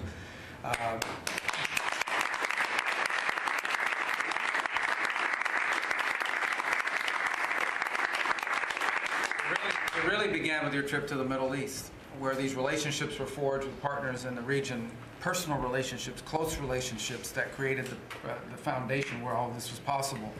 Where I think this really took a turn. Remember, a month ago, no one thought this was possible. Where it really took a turn about a month ago, less than a couple weeks ago, is when we were at the United Nations, and you convened a historic meeting, not simply of Arab countries, but of Muslim-majority countries from around the world, including Indonesia was there, Pakistan was there, and created this coalition behind this plan. Then on that following Monday, you met with the Prime Minister of Israel here, and that plan was presented. And then, of course, our great negotiating team followed up on it. In the interim, again, perhaps the stories will be told, perhaps they will never be told. The President had some extraordinary phone calls and meetings that required a high degree of intensity and commitment and made this happen. And I think what's important to understand is that yesterday what happened was really a human story. There's a geopolitical aspect to it, there's no doubt about it. It creates the conditions for Gaza to one day be a normal place again and people to have a better life and Israelis to be safe. But yesterday was a human story. And because of the work you put in, and honestly, not only is there no other leader in the world that could have put this together, Mr. President, but frankly, I don't know of any American president in the modern era that could have made this possible because of the actions you have taken unrelated to this and because of who you are and what you've done and how you're viewed. And this weekend, because of that, at some point very soon, we are going to see 20 living human beings emerge from the darkness into the light for the first time in 2 years. And that is because not only were you used the credibility and the power and the prestige of this office and the relationships you created, and you committed yourself to making it happen. And I think it will go down as a historic moment in the history of our country and something our country should be very proud of, that we have a president that's committed to not just peace, but to the human aspect of reuniting these families.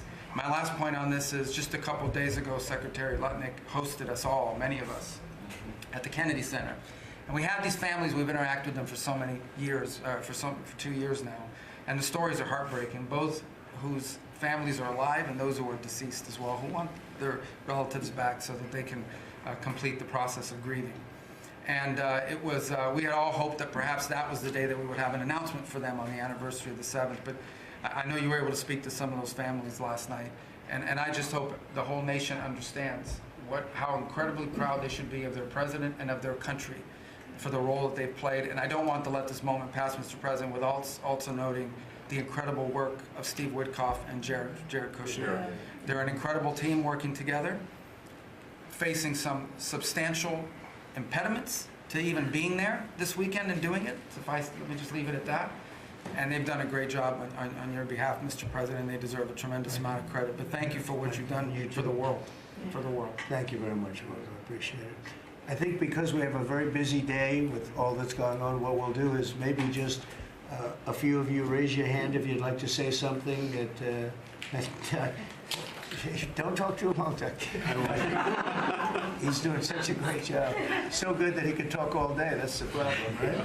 But, and what we'll do is just take a few hands, and then we'll go back to getting peace done, okay? We'll go a little bit quicker. We'll take a few questions from the press. Go ahead, please. President Trump, I just want to double down on what Marco was sharing. It's such a remarkable accomplishment. Agree that no other president could have done this, but what set the groundwork for you able to do that? When you took office on January 20th, you made a 180-degree turn in our military strength with Pete's leadership. You were the master class in peace through strength. So militarily, we've completely turned around. We've demonstrated that through execution against Iran and others, that we have force. We want to end wars, but we'll use power if we have to. And then secondarily, peace through strength is also the prosperity, having the strongest economy and being willing to wield the power of a tariff in addition to the military power to reorder the globe. Those two things that you're standing on, both economic power and military power, allowed these negotiations to go forward. And I think as you've described the importance of these economic negotiations and all the trade deals, but that also begins with another 180-degree turn, and that was the 180-degree turn on energy. You have used energy diplomacy to bring prosperity to the American people, and you've used it to bring peace abroad. The combination of those three things have been remarkable, and now we're seeing the remarkable result. And we got one more that I know you want to end with Russia and Ukraine.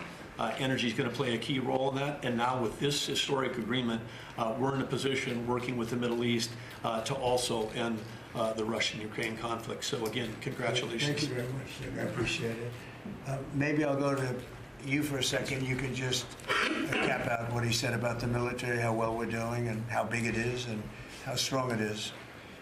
Mr. President, you're exactly right. At the War Department, you don't get peace without strength. And our job is to be the strength part of the equation and deliver that when necessary, as you demonstrated with your order of Midnight Hammer, and the entire world saw. And I just want to echo what Marco said. It is a personal honor to be able to witness the way you lead and negotiate.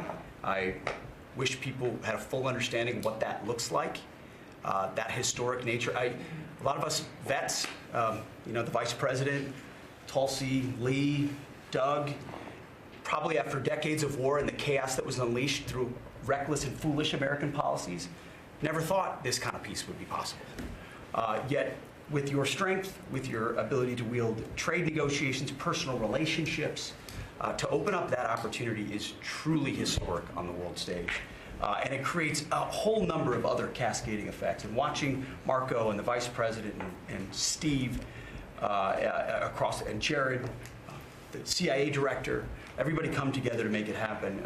You've formed a phenomenal team, Mr. President. And at the War Department, our job is to make sure if and when there's question about American commitment, the whole world knows we've got the biggest, strongest, most lethal, and most ready War Department in the world, which is true, which is why we saw record recruitment in 2025, Mr. President. The first 2 weeks of 2026 already blows that out. FY 2026 already blows it out of the water. In fact, reenlistment has already met its year-long goal in the Marine Corps in 2026. Okay. You can't, there's no other way to create that kind of love and enthusiasm than with your leadership, sir. And it is an honor to work with Pam and with Christy and the cities across the country to make sure American citizens and law enforcement are protected with our National Guard. That's a core mission. And last thing, Mr. President, on the southwest border, the first group that rotated in to lock down that border to 0 crossings is now rotating out. and with a new border medal, the Southwest Border Medal, or it's actually called the Mexican Border Medal, revived from 1918, that will be pinning on their chest. So thank you for renaming the department, and we're trying to live up to it every day. Thank you, sir. I mean, think of this. We have record numbers of recruitment. 1 year ago, there were stories, front-page stories, so we couldn't get anybody to join the Army, Navy, Air Force, Marines, Coast Guard. My beautiful, I call it our beautiful Space Force. I love our Space Force. It's turned out to be very important. But we couldn't get anybody to join. Nobody wanted to join, including our police and fire. They didn't want to join anything. Recruitment was embarrassing. We couldn't get anybody. And now we're brimming. Now it's, and they're getting in based on merit now. A soldier's a soldier. They come in now based on merit, not based on woke stuff that anybody can qualify. You have to qualify for jobs. You have to qualify for certain types of jobs. And it's amazing. So we were embarrassed a year ago. Think of it, a little bit more than a year ago. A year ago, I think it stopped on November 5th. I think it really started, this all started on November 5th, the election day. But now everybody wants to be in. We have an overabundance, and maybe we should raise it a little bit. I don't know. I like that idea, sir. But we could raise it. But we have so many people want to join, and they're proud of our country again. JD, could I ask you to say a few words? Yes, sir. So just a couple of things. Mr. President, first of all, congratulations on yesterday. It was a big day to Marco, to Susie, to the entire team. But in particular, viewing it from this perspective where for months the fake news media attacked you, attacked the entire team, attacked your approach. You know, the definition of insanity is to do the same thing again and again, expecting a different result. The reason we're here is because the president actually charted a different course with a different team. He vested a lot of authority into Steve Witkoff in particular, and that's why we're here. It's because you did something different, and I think it's important to recognize that. I also think the president, you know, Marco mentioned the president's personal touch being a big part of this. The one thing I would say is obviously the president of the United States, a New York real estate billionaire, one of the most famous New Yorkers in the world, has a lot of interaction with a lot of people who are very pro-Israel. I think that was an important set of experiences and life experiences that he brought to the table. He also, of course, knew one of the most famous Palestinians in the world, Chuck Schumer, and I think without that background of knowledge, it would have been impossible to get us to this point. Second thing I want to say, just on Chuck Schumer, the president mentioned this, that Chuck Schumer said this has been very good for us this morning about the shutdown. One of the things that we talked about before all the media came in, and that all of us are going to work on for the rest of the day, we've been working on for days, is how to make the shutdown as painless as possible on the American people. So while Chuck Schumer brags about this being good, and I think the president is right, it's not good for him politically as much as he might think that it is, it's causing real consequences for the American people. There's a low-income food program, the WIC program, that my mom actually used when I was a baby. That program is about to be underfunded and is about to get cut off because Chuck Schumer won't open the government. We have troops. The Secretary of War mentioned how well we're doing on recruitment. We're trying to figure out how to pay our troops because Chuck Schumer is shutting down the U.S. government. There are veterans benefits that are going to suffer. There are Americans that are going to suffer because Chuck Schumer refuses to do his job. So while we're all celebrating this incredible success that we've had on the world stage, the country could be doing so much better if Chuck Schumer did his job and opened the government. Every single Republican, except for Rand Paul, has voted to open the government. A few moderate Democrats, to their credit, have voted with us to open the government. We just need 5 more Democrats to come to their senses and let the people's government serve the American people. I hope that they'll do that. Thank you, sir. Chris, please. Yeah, to follow up on that point, Mr. President, the Democrat or Schumer shutdown did not begin 8 or 9 days ago. It began 8 or 9 months ago with your inauguration. For the first time in American history, every Senate confirmed appointee who are our deputies to run our department, every one of them has been filibustered. One of the critical parts of my department is the National Nuclear Security Administration. It maintains, manufactures our nuclear weapons and our engines for nuclear submarines and nuclear aircraft carriers. We are a key supplier to Secretary of War Pete Hegseth. They filibustered, the Democrats filibustered the leader, the administrator of the National Nuclear Security Administration, would not let him come into my department until the Republicans 2 weeks ago changed the Senate rules so they could confirm him and we could have a leader. They filibustered the leadership, now they're filibustering the funding. In the next 6-7 days, we're going to run out of funding, and the retooling of our nuclear stockpile, the ultimate guarantor of our sovereignty, is going to be underfunded, and we're going to have to slow down and creep to us crawl these efforts. Just incredibly irresponsible for Schumer to worry about his own reelection and not the 340 million Americans that count on the efforts of our military and all of our departments. It's truly offensive, and we need to bring it to an end as soon as possible. Let's open the government back up. And you're doing a great job. Thank you very much. Bobby, did you want to say something? You got a lot of things happening. A lot of things. A lot of very positive things, actually. Mr. President, I'm glad you're getting bipartisan accolades on the Mideast peace agreement. You should also get bipartisan accolades on the MFN agreement. It is a historic agreement that's going to benefit every hardworking American. It's going to lower the price of drugs for every American. By the time this administration is over, we will have 95% of the drugs in this country will be the lowest price in the world. It immediately begins to affect Medicaid, Medicare, Social Security, the other government programs. I remember when I went through the confirmation process, and the principal preoccupation of the Democrats during that process was whether I would continue the IRA negotiations on drugs. The Democrats negotiated 10 drugs. I'm supposed to negotiate every year 15. The 10 that they negotiated, they claimed to get a 22% reduction, but it was a lie. It was 22% under the list price, which was actually higher than the price we were getting. So Medicaid, Medicare ended up paying more for those drugs than they were paying beforehand. They only got a benefit on one drug. One was tied. 8 of them were lower. So they should be applauding what we're doing now. We're doing something that every administration, Democrat and Republican, has been saying that it was going to do for decades, and you got it done because you understood the power of the tariffs. We had leverage over these companies.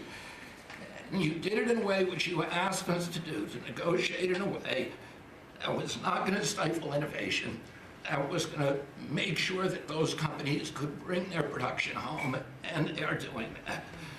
And it was a profound success. It will affect every American for 100 years.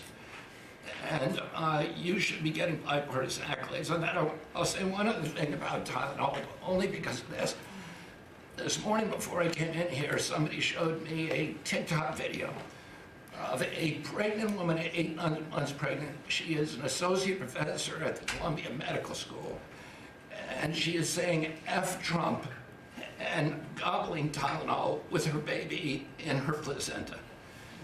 And the level of Trump derangement syndrome has now left the political landscapes, and it is now in the realm of pathology. And a mother could overwhelm millions of years of maternal instinct to put her baby at risk. And all you have to do is look at the studies which you and I talked about. It's not dispositive that causes autism. It is so suggestive that anybody who takes this stuff during pregnancy, unless they have to, is irresponsible. There are 15 rodent studies. Every one of them shows if you give it to the mother, the babies, and particularly the male babies, have profound neurological and behavioral changes. There is a study from Johns Hopkins on cord blood where they divided women into 3 categories: those who had the least acetaminophen in their cord blood, and those who had the most. The ones with the most had 3.6 times the rate of autism in their children. The middle category had 2.2 times, so it's a dose-related response. And there are dozens of studies that show the countries that use the most with the highest level of autism. Cuba has the lowest level in the world of acetaminophen use, and it has the lowest autism rate in the world. So this is not dispositive. It is not proof. We're doing the studies to make the proof. But in the meantime, the precautionary principle should apply. And any mother who is taking this stuff during pregnancy just to get back at Donald Trump is doing something that is pathological. And we're seeing that across the board. I got a lot of other stuff to talk about, but I know we got a short time here. But thank you, Mr. President. You're making our country healthier again. Thank you, Bobby. Could you just say, for the record state what the autism was, let's say, 20 years ago and what it is today? In 1970, the largest epidemiological study in history was performed. 900,000 kids were looked at. They were looking for autism in Wisconsin children. They looked at every child in Wisconsin who was 8 years old. They found an autism rate of 0.7 per 10,000. So almost close to 1 in 20,000, less than 1 in 10,000. Today, the autism rates are nationally 1 in 31, but it's actually much worse than that because California, which has the best collection system, reports an autism rate of 1 in every 19 children, 1 in every 12.5 boys. This is a national security issue. There is nothing more important, and I'm grateful to you, Mr. President, because you know the flack that you take for talking about this issue. You've shown courage and you've shown leadership, and I can't thank you enough for letting me do this work. Thank you. So think of that, 1 in 20,000, and now it's 1 in 12 for boys, 1 in 18, 19 for girls. So obviously there's something that's artificially, I think, induced, something, whether it's the vaccines in terms of these massive vaccines that are twice the size of a jar like that, of a glass of water like that, I mean, into a baby's body. And I've suggested get them in doses, get them in, maybe 20%, 30%, but smaller, not such a big. I think, that. And we had certain recommendations, the MMR, take them separately. The measles is already separate now, and it works out much better, but there doesn't seem to be any impact if you take it separately. If you take it as a combination, it's not so great. And some other things, but I would say don't take Tylenol if you're pregnant, and when the baby is born, don't give it Tylenol. If you can avoid it at all, just don't give it Tylenol. I'll say this. Really, what do you have to lose? You really don't have much to lose. Yeah, go ahead. There's also there's many other confirmation studies.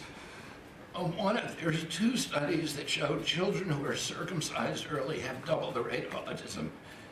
It's highly likely because they're given Tylenol.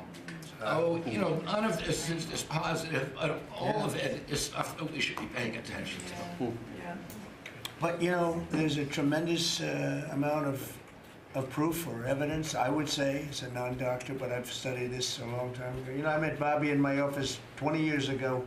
We were talking about the same thing 20 years ago. And I was a real estate developer. It bothered me that it seemed to be getting worse, but it's so bad now when you hear these numbers. It's not even really sustainable. I don't know how people do it, but there is some very strong evidence on Tylenol. In fact, at one point, I guess the company gave a warning. They still don't recommend it during pregnancy. That's the weird thing. They're not recommending it, and that's the company itself. So just don't take it. Don't take it. If you're a woman, don't take it, and don't give it to the baby when the baby's born, and I think that's going to have an impact. But I'd also get the shots in smaller doses.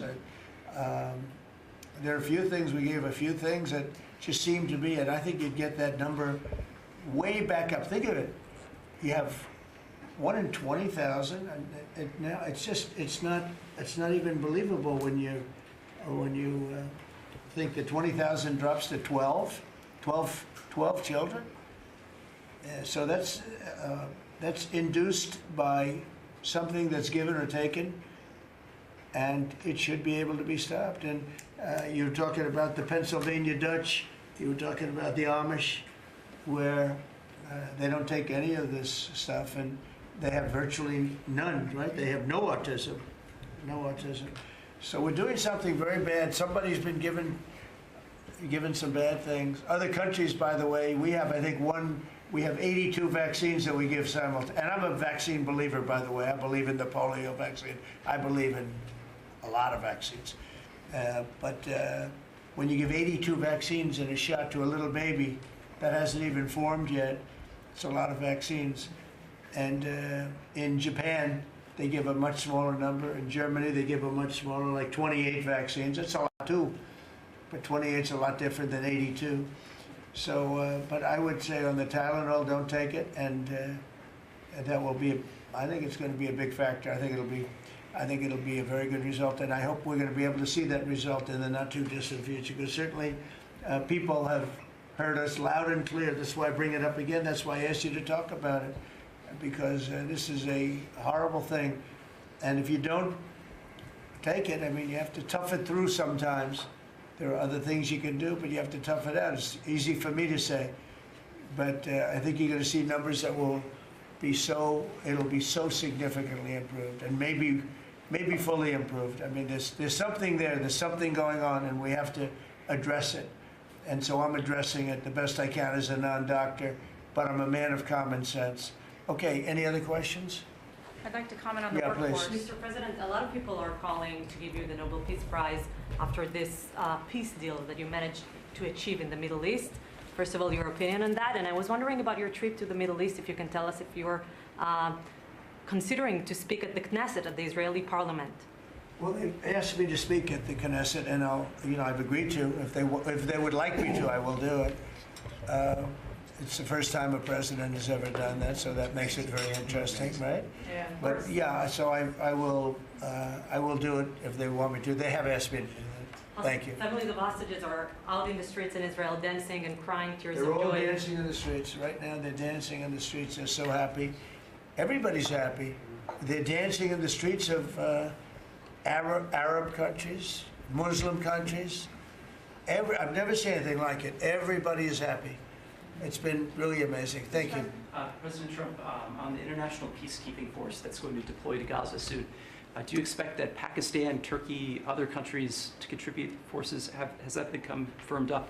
And also on the shutdown, it seems like in the House there's a majority support for a temporary extension of the Obamacare subsidies, perhaps minus the funds for illegal immigrants. Is that how you see the deal to end the shutdown happening? Well, I see the deal just getting extended as we continue to talk, but we're willing to pay because we're paying. You know, it's very simple. We're paying.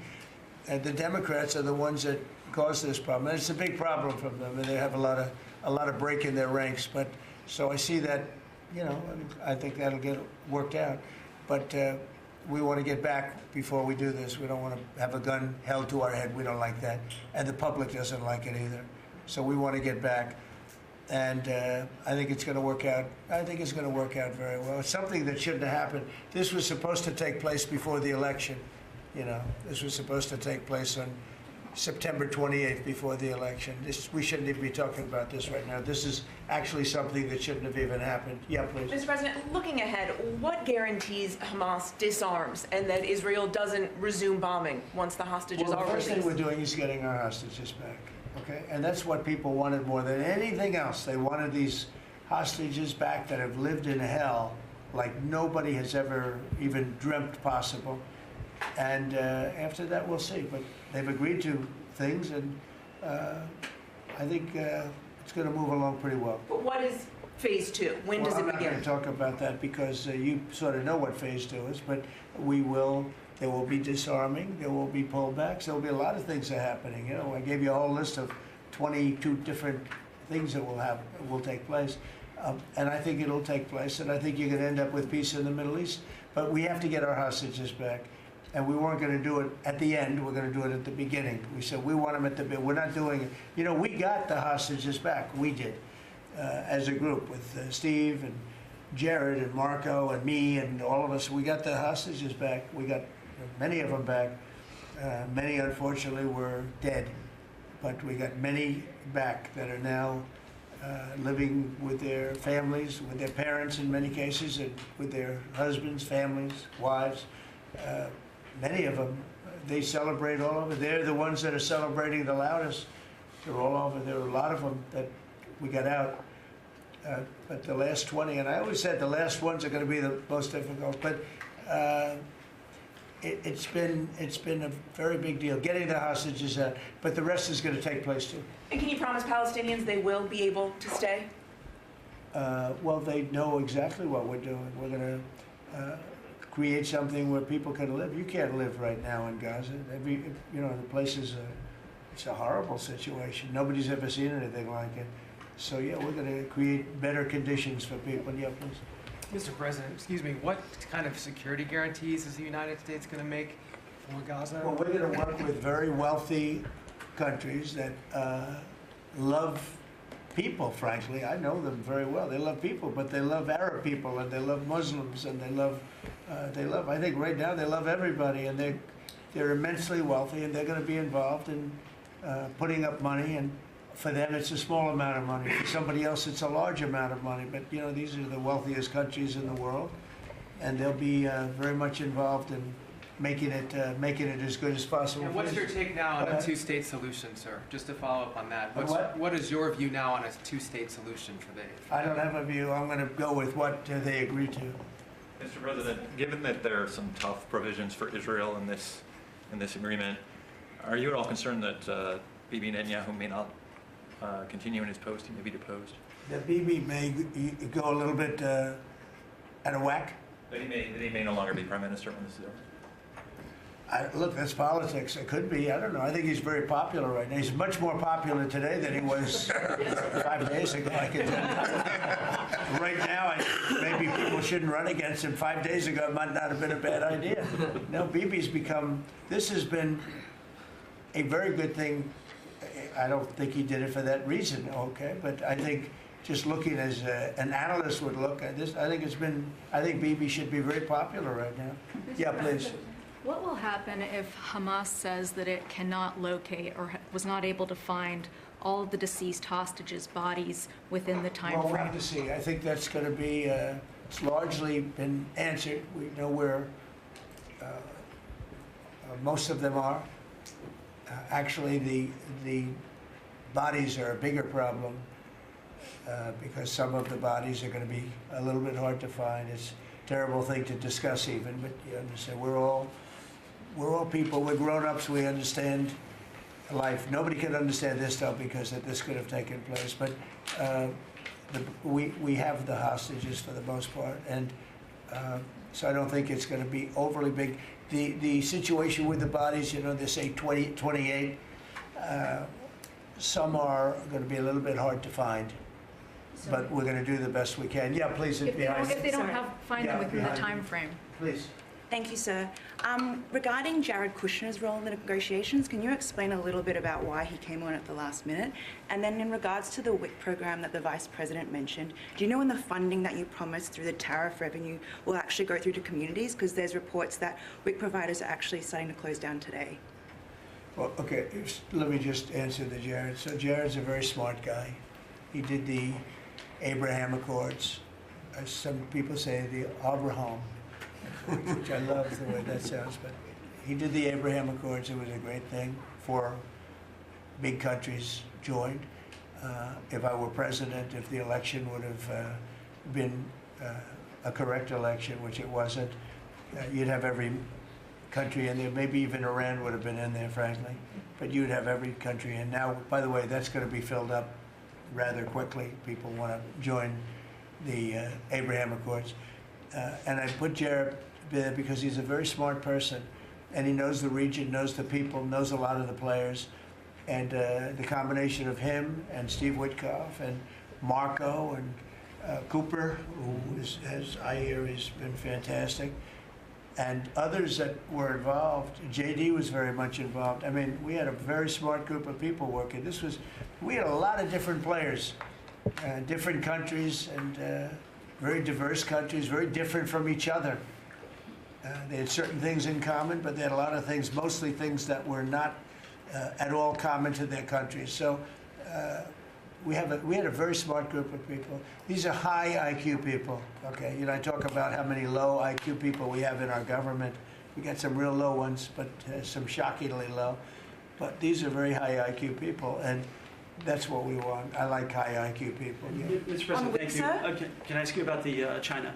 You're meeting with President Xi. The Chinese have now set to put in new export controls on rare earth minerals, and they've stopped buying soybeans from the U.S. What do you hope to get out of that meeting now with President Xi? Well, we'll see. I mean, I just heard this a little while ago before we came in, so I haven't been briefed on it. The export, look, we have the ultimate export. We have import, and we have export. We import from China massive amounts, and you know, maybe we'll have to stop doing that. But I don't know exactly what it is. Neither do you. Neither does anybody. It's a little bit soon. I just heard about it. So Scott and Howard will figure that out, and I'm sure we'll be able to handle it. Can I ask you about the soybeans? What is the plan to help farmers? Is it direct checks? Is it tax? Have you sorted that out yet? Well, what happens with soybeans is we're going to see more and more, I think, opening up, and part of the reason that we'll be he's got things that he wants to discuss with me, and I have things that I want to discuss with him, and one of the things is soybeans. I had a great deal with China where they would buy $50 billion worth of our farm product and manufacturing and other things, but farm product. And it was going along well. Then when the election turned out to be a rigged election and we had the wrong guy get in there, he didn't do anything about it. I used to call up President Xi every 2 weeks, or I'd call up people in China, say, you got to keep going, you're not buying the amount that you agreed to. And this went on for, ever since we signed the agreement. It was a great agreement. So they used to do 15 billion, and I got it up to 50 billion, 50, and it was great.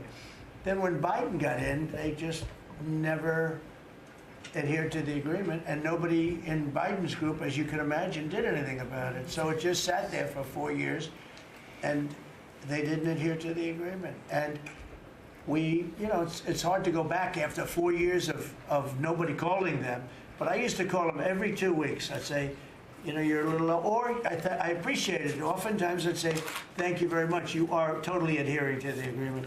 But we had an agreement that would buy $50 billion worth of our product, mostly farm product. And remember I said to the farmers, buy larger tractors and more land. And that's exactly what happened. They did well. But we do suffer. I'd like you to discuss that maybe for a second, Brooke. Sure. Very quickly, by the way. Yes, sir. But would you just talk about how Biden let us down? Biden, every single thing, every problem the farmer has is because Biden didn't do anything for 4 years. Go ahead. No, I think that's right. This president has been unequivocal in his support of the farmers. First of all, in term one, we worked on it so hard and opened up markets, but especially this term. But here's what everyone has to understand. The farm economy is in a very uncertain time. But that isn't because of the current trade negotiations, although certainly the China part is part of that. But we inherited a slew of issues. First of all, as the president said, when we left Trump 1, we had an agriculture trade surplus. When we came back for Trump 2, it was a $50 billion ag deficit. That isn't everything, that's just agriculture. The second part is the cost of inputs for our farmers increased on average between 30 and 38%, but that includes fertilizer, it includes fuel, it includes interest rates, it includes labor. All of this came about under Joe Biden, a 47% increase in the cost of labor that now Secretary Chavez-DeRimmer and Noam and I are working on. Fuel is coming down, thank you. Interest rates, thankfully, are coming down. A 73% increase in interest rates for our farmers. They couldn't get loans to make sure that they could move forward. So that's all really, really important. And I think we have to realize what the president's commitment is this, that we are moving into an era of rural prosperity, of a golden age for our farmers in rural America. The trade renegotiations and the trade realignment that Jameson and Scott and Howard have led with the president's leadership is unlike anything that's happened in the history of our country. And those that will benefit the most are the original Americans, our farmers and our ranchers. The president has committed, if we need a bridge, he has talked about that to get us from the Biden years to the new Trump era. That's what we're working on every day. We've got to get the government reopened so that we can move forward on that. And once we do, we'll be able to move out a significant program to help our farmers. Long term, we have to change this hamster wheel of government. We've got to ensure that the farmers have the market to sell, and it's a national security issue and onshoring a lot of the food as well. Okay, So, sir, thank you. Thank you. Thank you, everybody. I think that's enough. Thank you, President. Thank you. The country is doing very well. Thank you very much, everybody. Thank you. Are you still open to go? Thank you. Presidential cabinet meeting coming to an end after the president and the members of his cabinet spoke for a while, took questions as well. President Trump also speaking earlier on about the historic peace deal between Israel and Hamas, saying that the remaining hostages are expected to be released Monday or Tuesday. We're going to take a quick break here on Fox 35 News Plus, and then we have much more to get to this afternoon on Fox Local and on YouTube. So keep it right here, and we'll be right back.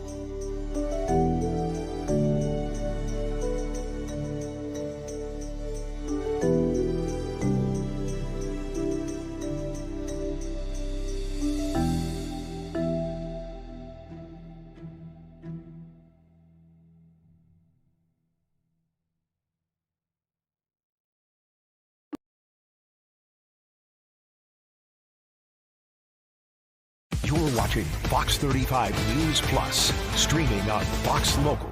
Welcome back into Fox 35 News Plus. I'm Garrett Weimer, and thanks for joining us on this Thursday afternoon, live on Fox Local and on YouTube. It has been a busy day, and we still have a lot to cover this afternoon. A couple of things I want to let you know about are things that you may have missed early this morning, and it's a scam warning where people are impersonating officials from your bank. It can be a scary situation, very believable as well. And obviously, when you're talking about bank account information, you're talking about stuff that is very important, and that if it gets out, can cause a lot of damage to your personal life and your finances. So Holly Sammons, the president and CEO of the BBB serving Central Florida, was on Good Day Orlando this morning to talk about this scam and what we need to be watching out for.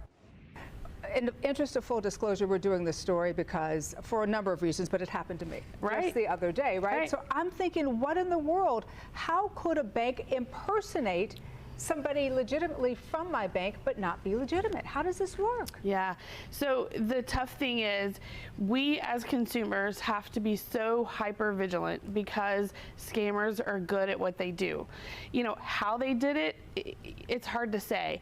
You know, is your information on the dark web, and so your information has been compromised? Oftentimes, many of us will ignore those alerts that your password has been compromised or your email address, things like that have been compromised.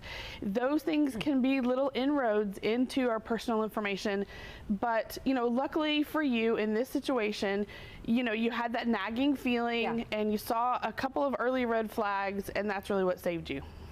I got a text from my bank in the morning saying that there could be some fraud. I ignored it because I thought that was a scam, but that was legitimate. Right. But then I got a phone call from a number that did not say scam alert.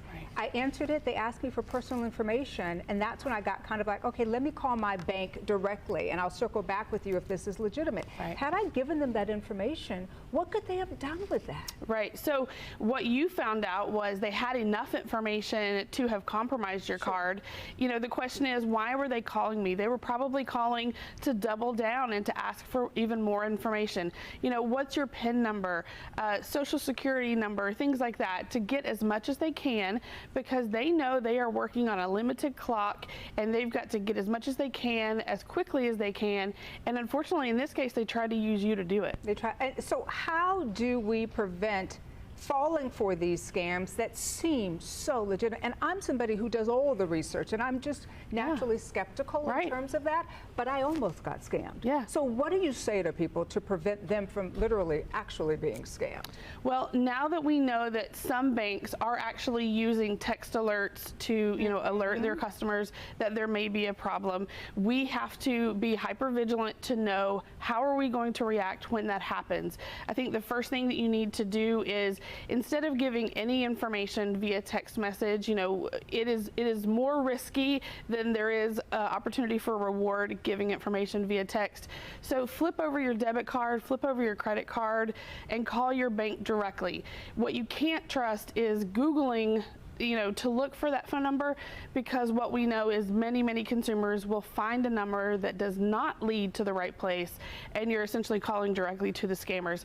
Use the number on the back of your card. And that's interesting you say that, because when I Googled the number that called me, after the fact, I realized, okay, that's not even a legitimate number. That's been known to be a number that people use as scams. And so, having said that, when you are confronted with something like this and you do all the right things, and by the way, I looked on my bank account, they did charge $1,000, so they did scam me out, but I'm getting it back. Right. But the point is, they then called me to double down to take even more money, right? And so how can consumers ultimately protect themselves? If you can give us a rundown, do this, do this, do this, do this. Because I know there are a lot of people out there who are saying, I likely would have fallen for that. Yeah. I think number one is, if you get one of these out of the blue text messages or phone calls that there has been fraud on your account, especially if it comes from out of the blue, say, okay, I appreciate you calling, I will follow up. Flip your card over, call the number on the back of your card, or log in directly to your account through the ways and methods that you're familiar with to check for yourself. Number two would be keeping an eye on your statements, keeping an eye on your account. So many of us just, trust that maybe your paycheck automatically directly deposits, you know what things are regularly coming out, and you may not pay attention to your statements, you may not pay attention to your account as closely as you should. That may be some of your first clues that you could miss otherwise that a scammer has access to your information. And then thirdly would be not ignoring those alerts that your passwords or your accounts have been compromised. You have to attack that quickly. You have to take that seriously. Certainly serious consequences for that, but some good red flags there, some helpful information, and some things to watch out for. Well, UCF is gearing up for the space game next month. Always a neat time of year where they kind of honor their heritage as the space university, and always wear some cool new uniforms for that game. The theme this year is Mission 9 Hyperspace. And UCF Chief Brand Officer and Senior Executive Associate Athletics Director Jimmy Skiles was on Good Day Orlando this morning to talk about the inspiration behind this year's theme and jerseys. The uniforms are amazing, right? And they were designed by students at UCF. And so how involved were they in this design process, and how do you get them involved? It's an awesome process to go through every year. We have such cool things being done on campus by our students and our faculty and staff in the world of space exploration. So we start about a year in advance. Our designers, our full-time designers, our student designers, our design teams, we kind of pick a theme. And again, what's cool is we have a unique story to tell every year at UCF through these things. And we start the process, and our equipment staff then works with Nike to see what we're able to execute. And here we landed on this year's hyperspace uniforms to celebrate the opening of the official name is the Center of Excellence in Hypersonics and Space Propulsion here at UCF that opened last year. I got to tell you, I'm here looking at some of the video, absolutely amazing. And what I find more fascinating too is the fact that kind of every line, every stitch, everything kind of tells a story, right? And there's some symbolism, a lot of symbolism behind the design of the uniform. Yep, that's right. A good uniform just looks good. A really great uniform also tells a story. So telling the story of the Hyperspace Center and what they're doing here at UCF. Every little thing on the helmet, every helmet decal tells a story about hyperspace travel and what we're doing here on campus. And so we know that this game is going to be played on November 7th. What is the significance of the space game? So the space game is really to help celebrate our origin. UCF was started in 1963, then at the time as Florida Tech, to aid the growing space program out at Kennedy Space Center. So it really is the origin story is UCF and space and being known nationally as Space U. Yeah, a lot of anticipation for that game coming up November 9th versus Houston. We're going to take a break here on Fox Local and YouTube, but we'll be right back with more Fox 35 News Plus after this.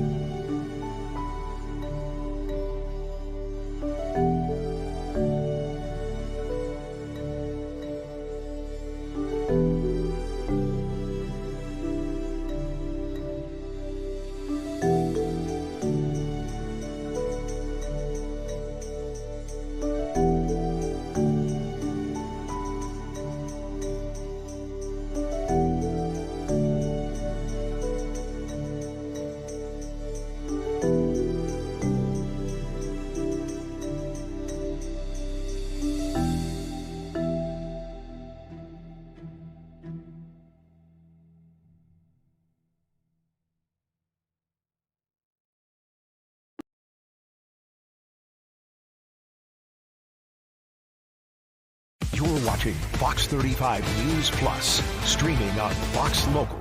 Welcome back into Fox 35 News Plus. I'm Garrett Weimer, and thanks for joining us on this Thursday afternoon, live on Fox Local and on YouTube.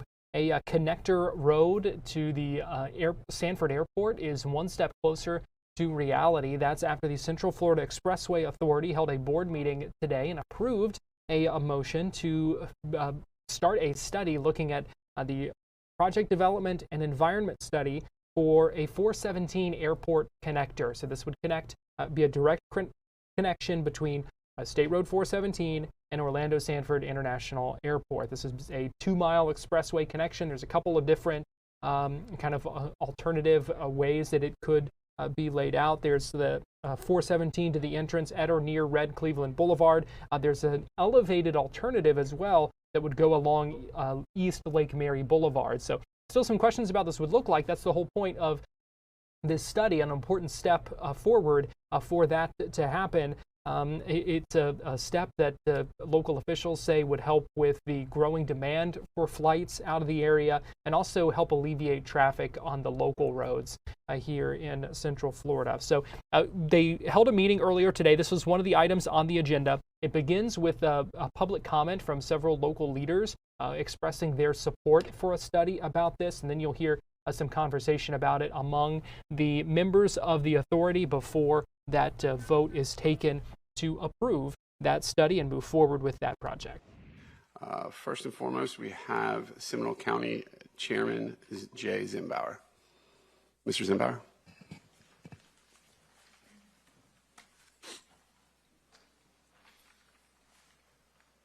Thank you, Mr. Chairman, and thank you all very much for the time that you give back to this community. We sincerely appreciate it. I'm here to speak on item 1, which is the Sanford Orlando International Airport Lake Mary Boulevard Connector PD&E study. As some of you may recall, approximately 5 years ago, on the urging of the Board of County Commission in Seminole County, I drafted a letter requesting this be looked at and reviewed, and I sincerely appreciate you doing so. The Board of County Commission in Seminole County sincerely wants to thank the staff here at CFX for all the good, diligent work they've been doing on this, as well as the community meetings that have helped our citizens understand how this may or may not impact them. I want to thank each and every one of you who have taken the time to reach out and be at some of those community meetings, as well as the staff's diligent work in following up with our community members, which has been very helpful in helping our community understand what impacts this would be. I also understand as a chairman of a board that things can get drug on, so I won't do that. We were here to ask you to consider and please approve the PD&E study and adopt that. We sincerely appreciate it. Thank you, Mr. Chairman. All right, next up is Rebecca Arthur from the Seminole County Chamber.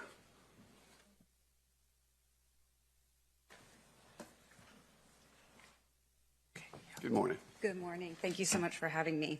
I'm Rebecca Arthur, the President and CEO of the Seminole County Chamber, and I'm speaking on behalf of more than 700 member businesses who understand that infrastructure is critical to the success and the economic vitality of our region. Several years ago, our board agreed that a connector to the 417 to the Orlando Sanford Airport was critical for our businesses, and that resolution stands today. We understand building a new road is not a quick process.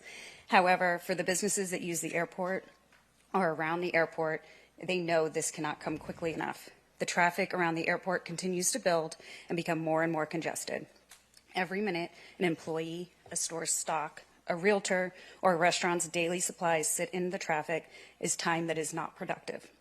With this connection in place, we can significantly expand how we utilize the airport and its adjacent sorry, I'm fighting a cold, industrial and office spaces. It will also support our new tourism improvement district, providing access and mobility to millions of teams and parents and players coming to Seminole County. Our board urges passage of this route today so we can move forward. Thank you. Thank you, Mrs. Arthur. Next up is Bob O'Malley with the Orlando Economic Partnership. Morning, Bob.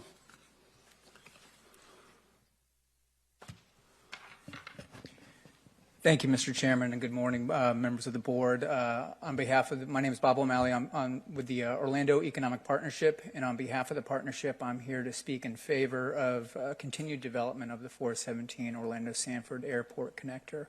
The CFX system is an economic development asset for the entire region, and likewise, the Orlando-Sanford Airport is an important economic development asset.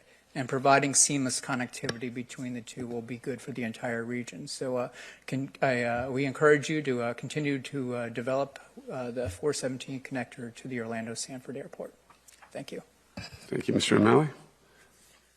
And next up is Mr. Frank Iapollo from the Sanford Airport Authority. And I apologize if I got that last name wrong. You did pretty good. All right, good morning. Good morning, all. My name's Frank Iapollo. I'm a director for the Sanford Airport Authority, and I'm here today speaking on behalf of the board and in support of what's been called the airport connector. I know we've transmitted a resolution to you all, so I will spare us all the pain of having to read that. You've got it in your packets. Instead, I thought I would speak just for a moment on the impact of what we're talking about. I know we call it an airport connector because we got to call it something, right, to identify it. But the reality is this is the single most important regional transportation project in the Seminole County area for the community, not just the airport. We talk about congestion, and the airport has been growing. It's been here for 83 years. It's been a commercial airport since 1968. And we anticipate some significant growth in the not-too-distant future.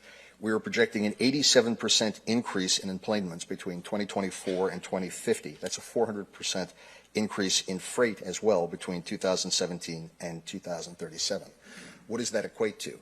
According to the Florida Department of Transportation, today it has a $3.5 billion, with a B, billion-dollar impact annually on our region, with over 24,000 jobs that result from that. So it's a huge impact. And you would say, well, that in and of itself is a pretty big thing. But if you look at the development that's happened around the airport, in particular along East Lake Mary Boulevard and the residential communities that have come to the airport, that growth has accelerated over the last 10 years, which we're very grateful for. But it's also contributed to the congestion along East Lake Mary Boulevard. So it's the airport's growth, it's the residential and commercial growth, and we're also the beneficiaries of the growth that's happening with our neighbors in Volusia County, who are also putting more and more commercial and residential things there, and that's putting a big stress on the roads. So the impact of what you are, I hope, approving today will prevent the piecemeal attempt to try to widen roads, acquire land, finance. This provides a regional and singular vision to not only foster the airport growth, but the community stabilization and growth as well. And that's what we're extremely excited about. The airport itself has invested over $70 million in an airport terminal expansion over the last several years to increase our capacity to handle the growth that's coming. And as of yesterday, we signed a new deal with UCF, so they'll be bringing some of their projects to the airport campus as well for continued growth on the commercial side. So we're very excited about all that. So long story short, it's not just an airport connector, it's a community connector. Now is the time, because we may not have the time again to do this, to bring it forward for the benefit of the entire community. The airport is certainly going to be a beneficiary of it, which is why we've made some significant investments. So thank you for doing the PD&E study, and I'm here on behalf of the Airport Authority to please urge you to pass it and move the ball forward. Thank you for your time. Thank you, sir. All right, moving on to our regular agenda items. Number 1, State Road 417 Sanford Airport Connector PD&E study. And presenting to us this morning is our own Glenn Pressimone and Amanda Ashby with our Dura Group. Amanda and Glenn, good morning. Good morning. Good morning.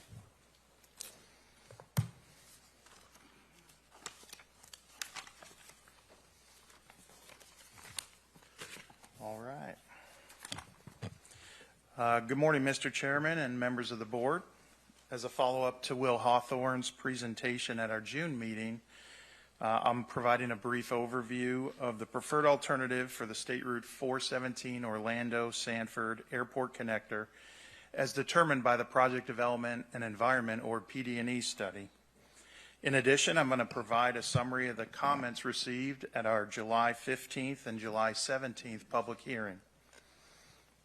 We will also offer a recommendation for consideration by the board. With me today is Amanda Ashby from our Dura Group. Amanda serves as the consultant project manager for this effort. The PD&E study identified 4 project needs that serve as justification for the proposed State Road 417 Orlando-Sanford Airport connector.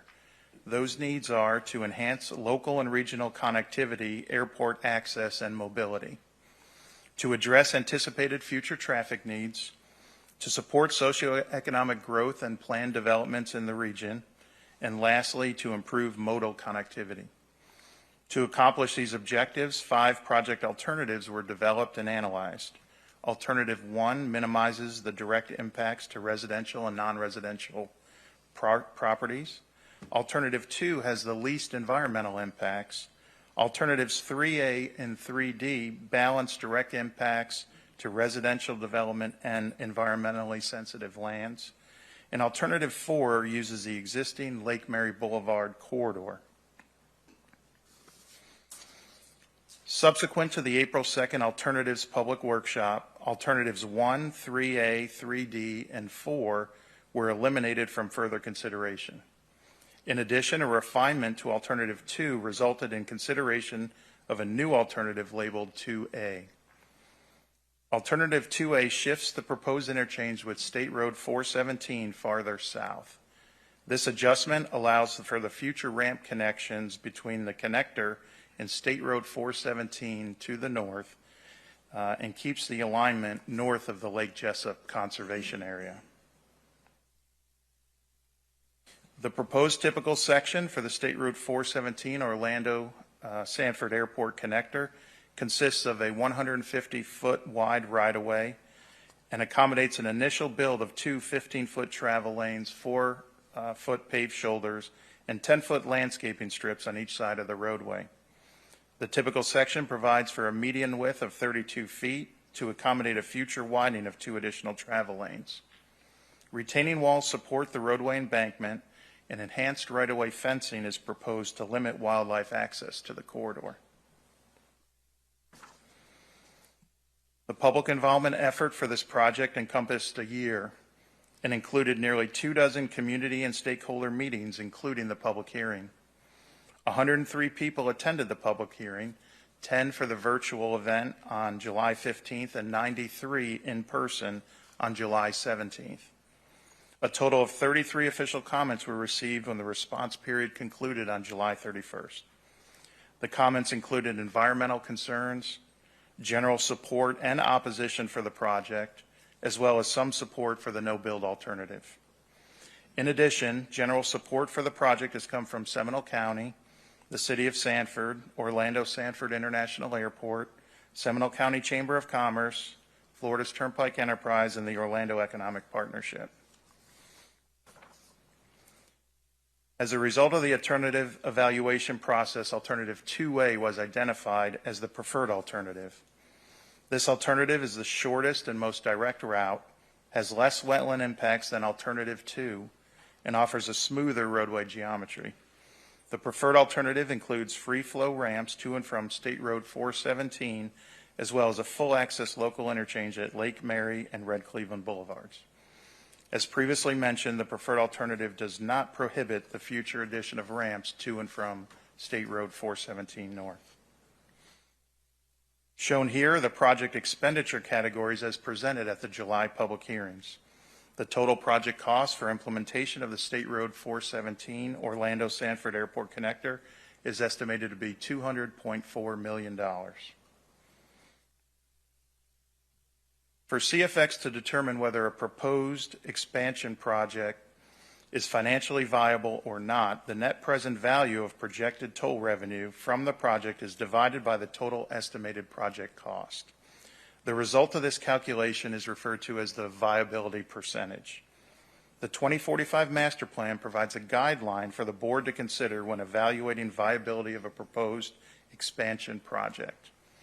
The guideline recommends that projected toll revenues from a new expansion project should cover 50% of the total estimated cost to deliver such project. Specifically, the guideline reads, for projects where revenue might be insufficient, consider pledging up to 50% of project costs with the balance sourced from the toll revenues and partner contributions. The State Route 417 Orlando-Sanford Airport Connector preferred alternative results in a viability percentage of 24%. As such, the project has a viability shortfall. At this time, I offer the following recommended motion for your consideration.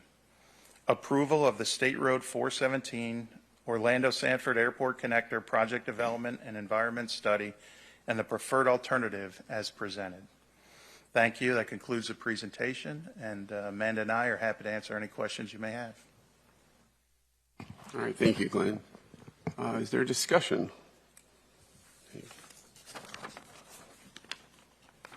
Commissioner Hur? Hearing no others. First of all, let me start by saying thank you to everybody. As our chairman indicated, the work that's been done on this has been phenomenal. I would point out, though, that this is not the first time the work has been done on this. In the years past, this has been done, I think, 2 other times, way before probably anybody that sits on this board at this time. The impact to our community on this is significant. We are building a live, work, and play community, and it is very difficult, as Mr. Arrington said last time, it's very difficult to live, work, and play when you can't traverse the surface roads in your community. This extension will actually change that dynamic.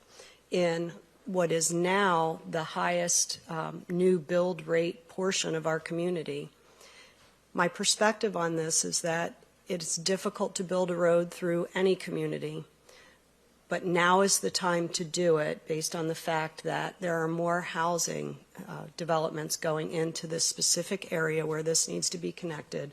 So this will have the least impact, if you can imagine that, on residents in that area if we do it now. I would also say thank you so much for reconfiguring it to align so that we can do a northern extension at some point. We have a lot of folks from Volusia County that are flying out of our airport and living and working in our community as well. And it is never lost on me when we do really hard work, as we always do on this board, to make sure that the environmental impact is minimalized. There is always going to be one, but minimalizing it is critical. So what I would tell you is that if we don't do this now, I'm not sure you'll ever be able to do it. I won't be here to worry about it. I look at Mayor Demings, I don't think he'll be here to worry about it either. You don't know what that means. So I would say, from my perspective, I not only move to approve it, but would also say that we give staff the direction to seek those partnerships to make this a viable opportunity in the very near future. Thank you, Commissioner Hur. We do have a motion, and with that, we'll second by Parks, and then we have one more comment by Commissioner Delaney. I hear and understand how important this is to your community. The one thing that I just kind of wanted to put out into the airwaves is when I saw where this road was going and whatnot, I asked, well, how do the communities work with CFX, and how do they work with us as far as future planning? And then I was told that it was, in this area, it was the city of Sanford that put those communities in place. And so I just encourage cities, counties to take into account when you're planning and when you're allowing a rezone and for future development and things like that, that you just take a look at our future plans for our roads. That way, we could possibly, in site planning, plan our developments differently, because I'm sure we could have, not we, but I'm sure the developer could have put, open space or a retention pond or something in that area versus houses right along where we're going to put the road, and we could alleviate some unhappy people. So I just really encourage the cities and the counties to work with us and kind of keep our stuff in the back of their mind while they're planning, so that we can, you know, try to do the best thing for all of our residents. Thank you, Commissioner Delaney. Points well taken, and I will echo that. I think I know one tip of the hat to our staff is that it's no secret that this route's coming, or that we've been studying this for a long time. So there has been immense discussion, as Commissioner Herr mentioned, even years prior when we looked at this, that it's something that a lot of discussion over this, as you saw from that clip from the meeting. They did end up approving that unanimously to move ahead with the project development and environment study for that 417 airport connector. We're going to take a break here on Fox 35 News Plus, but we'll be right back after this.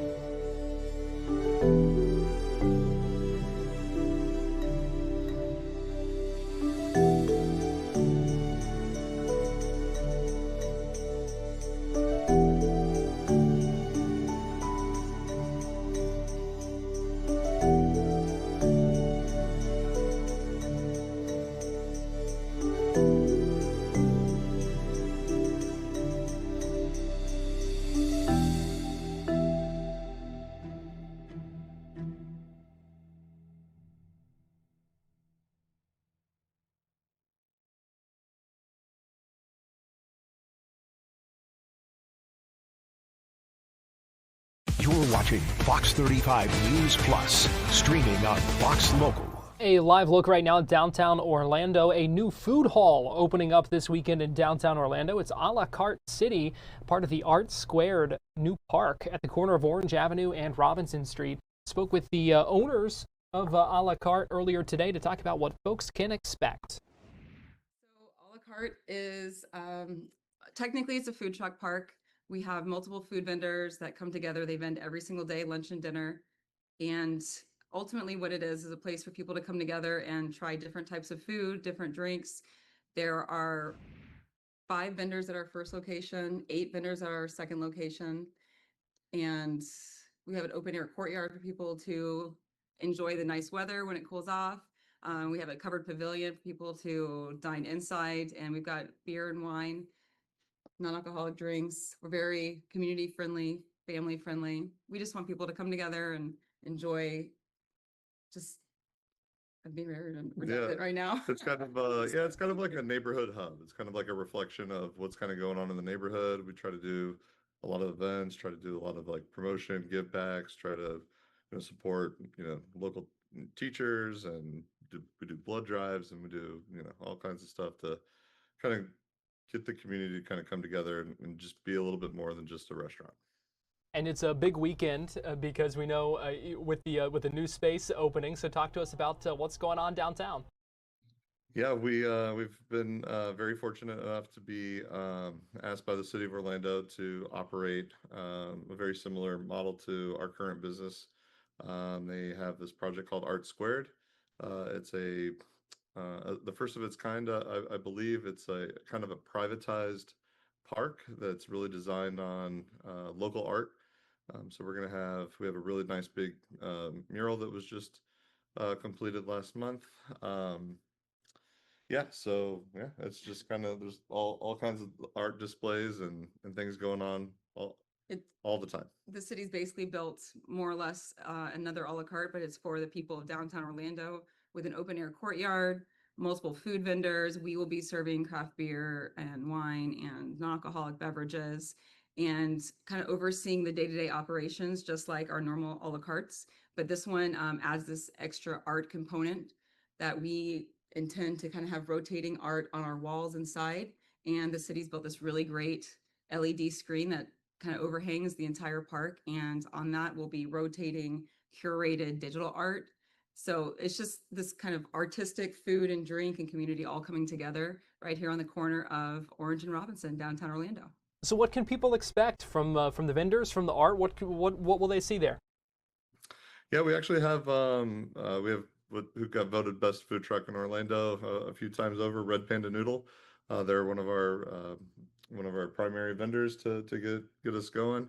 And then we have a brand new concept. I don't think it's been done here in Orlando that I know of, but we'll have a food truck that's going to be stationary, and it's going to be ran by a company called Culinary Collective. And they're going to be rotating different brands in. So every 3 months, a new chef will kind of come in and kind of try out a food truck. And so they don't have to. Before, we kind of looked at a la carte as kind of an incubator where you can try your food truck out in a more brick and mortar setting, right? So we take care of the seating, bathrooms, the beverages, and so they can kind of focus on their menu and being open 7 days a week. Lunch and dinner is challenging enough. But this is actually taking it even one more step in the incubator process. Is even before you invest into a food truck, you can actually go and try out your brand, try out your recipes, and see what the customer feedback is. And so that's brand new. Like I said, first of its kind. And then I'll let you talk about Fat Ash. And then inside the bar with us, I'm really excited. We're gonna have Fat Ash Bakes cookies. So you can get some Red Panda noodles. You can get a rotating cuisine. You can get her delicious over-the-top cookies and some of our craft beers and wines. And then the first vendor we have that's going to be starting on opening day with us out of the Culinary Collective is 80/20. They're a local burger and wings vendor that's really good. Really good Americana. Yeah. I love it. So many good options. And the soft opening is coming up on Saturday. What should people know, and how are y'all getting ready for it? Not much sleep. Yeah. Really excited. It's a soft open, so people should expect it to be fun and busy. We're learning a lot about downtown. We're very excited to be here. This is definitely a new venture for us, but I think that it's just going to be a lot of fun, vibrant colors and art and good food and drink. Parking is always one of the things that comes up with an a la carte. That's kind of one of the things that we're known for. So downtown Orlando, there is a lot of parking, street parking. Right now, there is a coupon code for 2 free hours if guests want to come park along Orange or any of the side streets here. It's called Park DTO, and you can put that in for 2 free hours. There's a garage behind us here, the Jefferson Street Garage.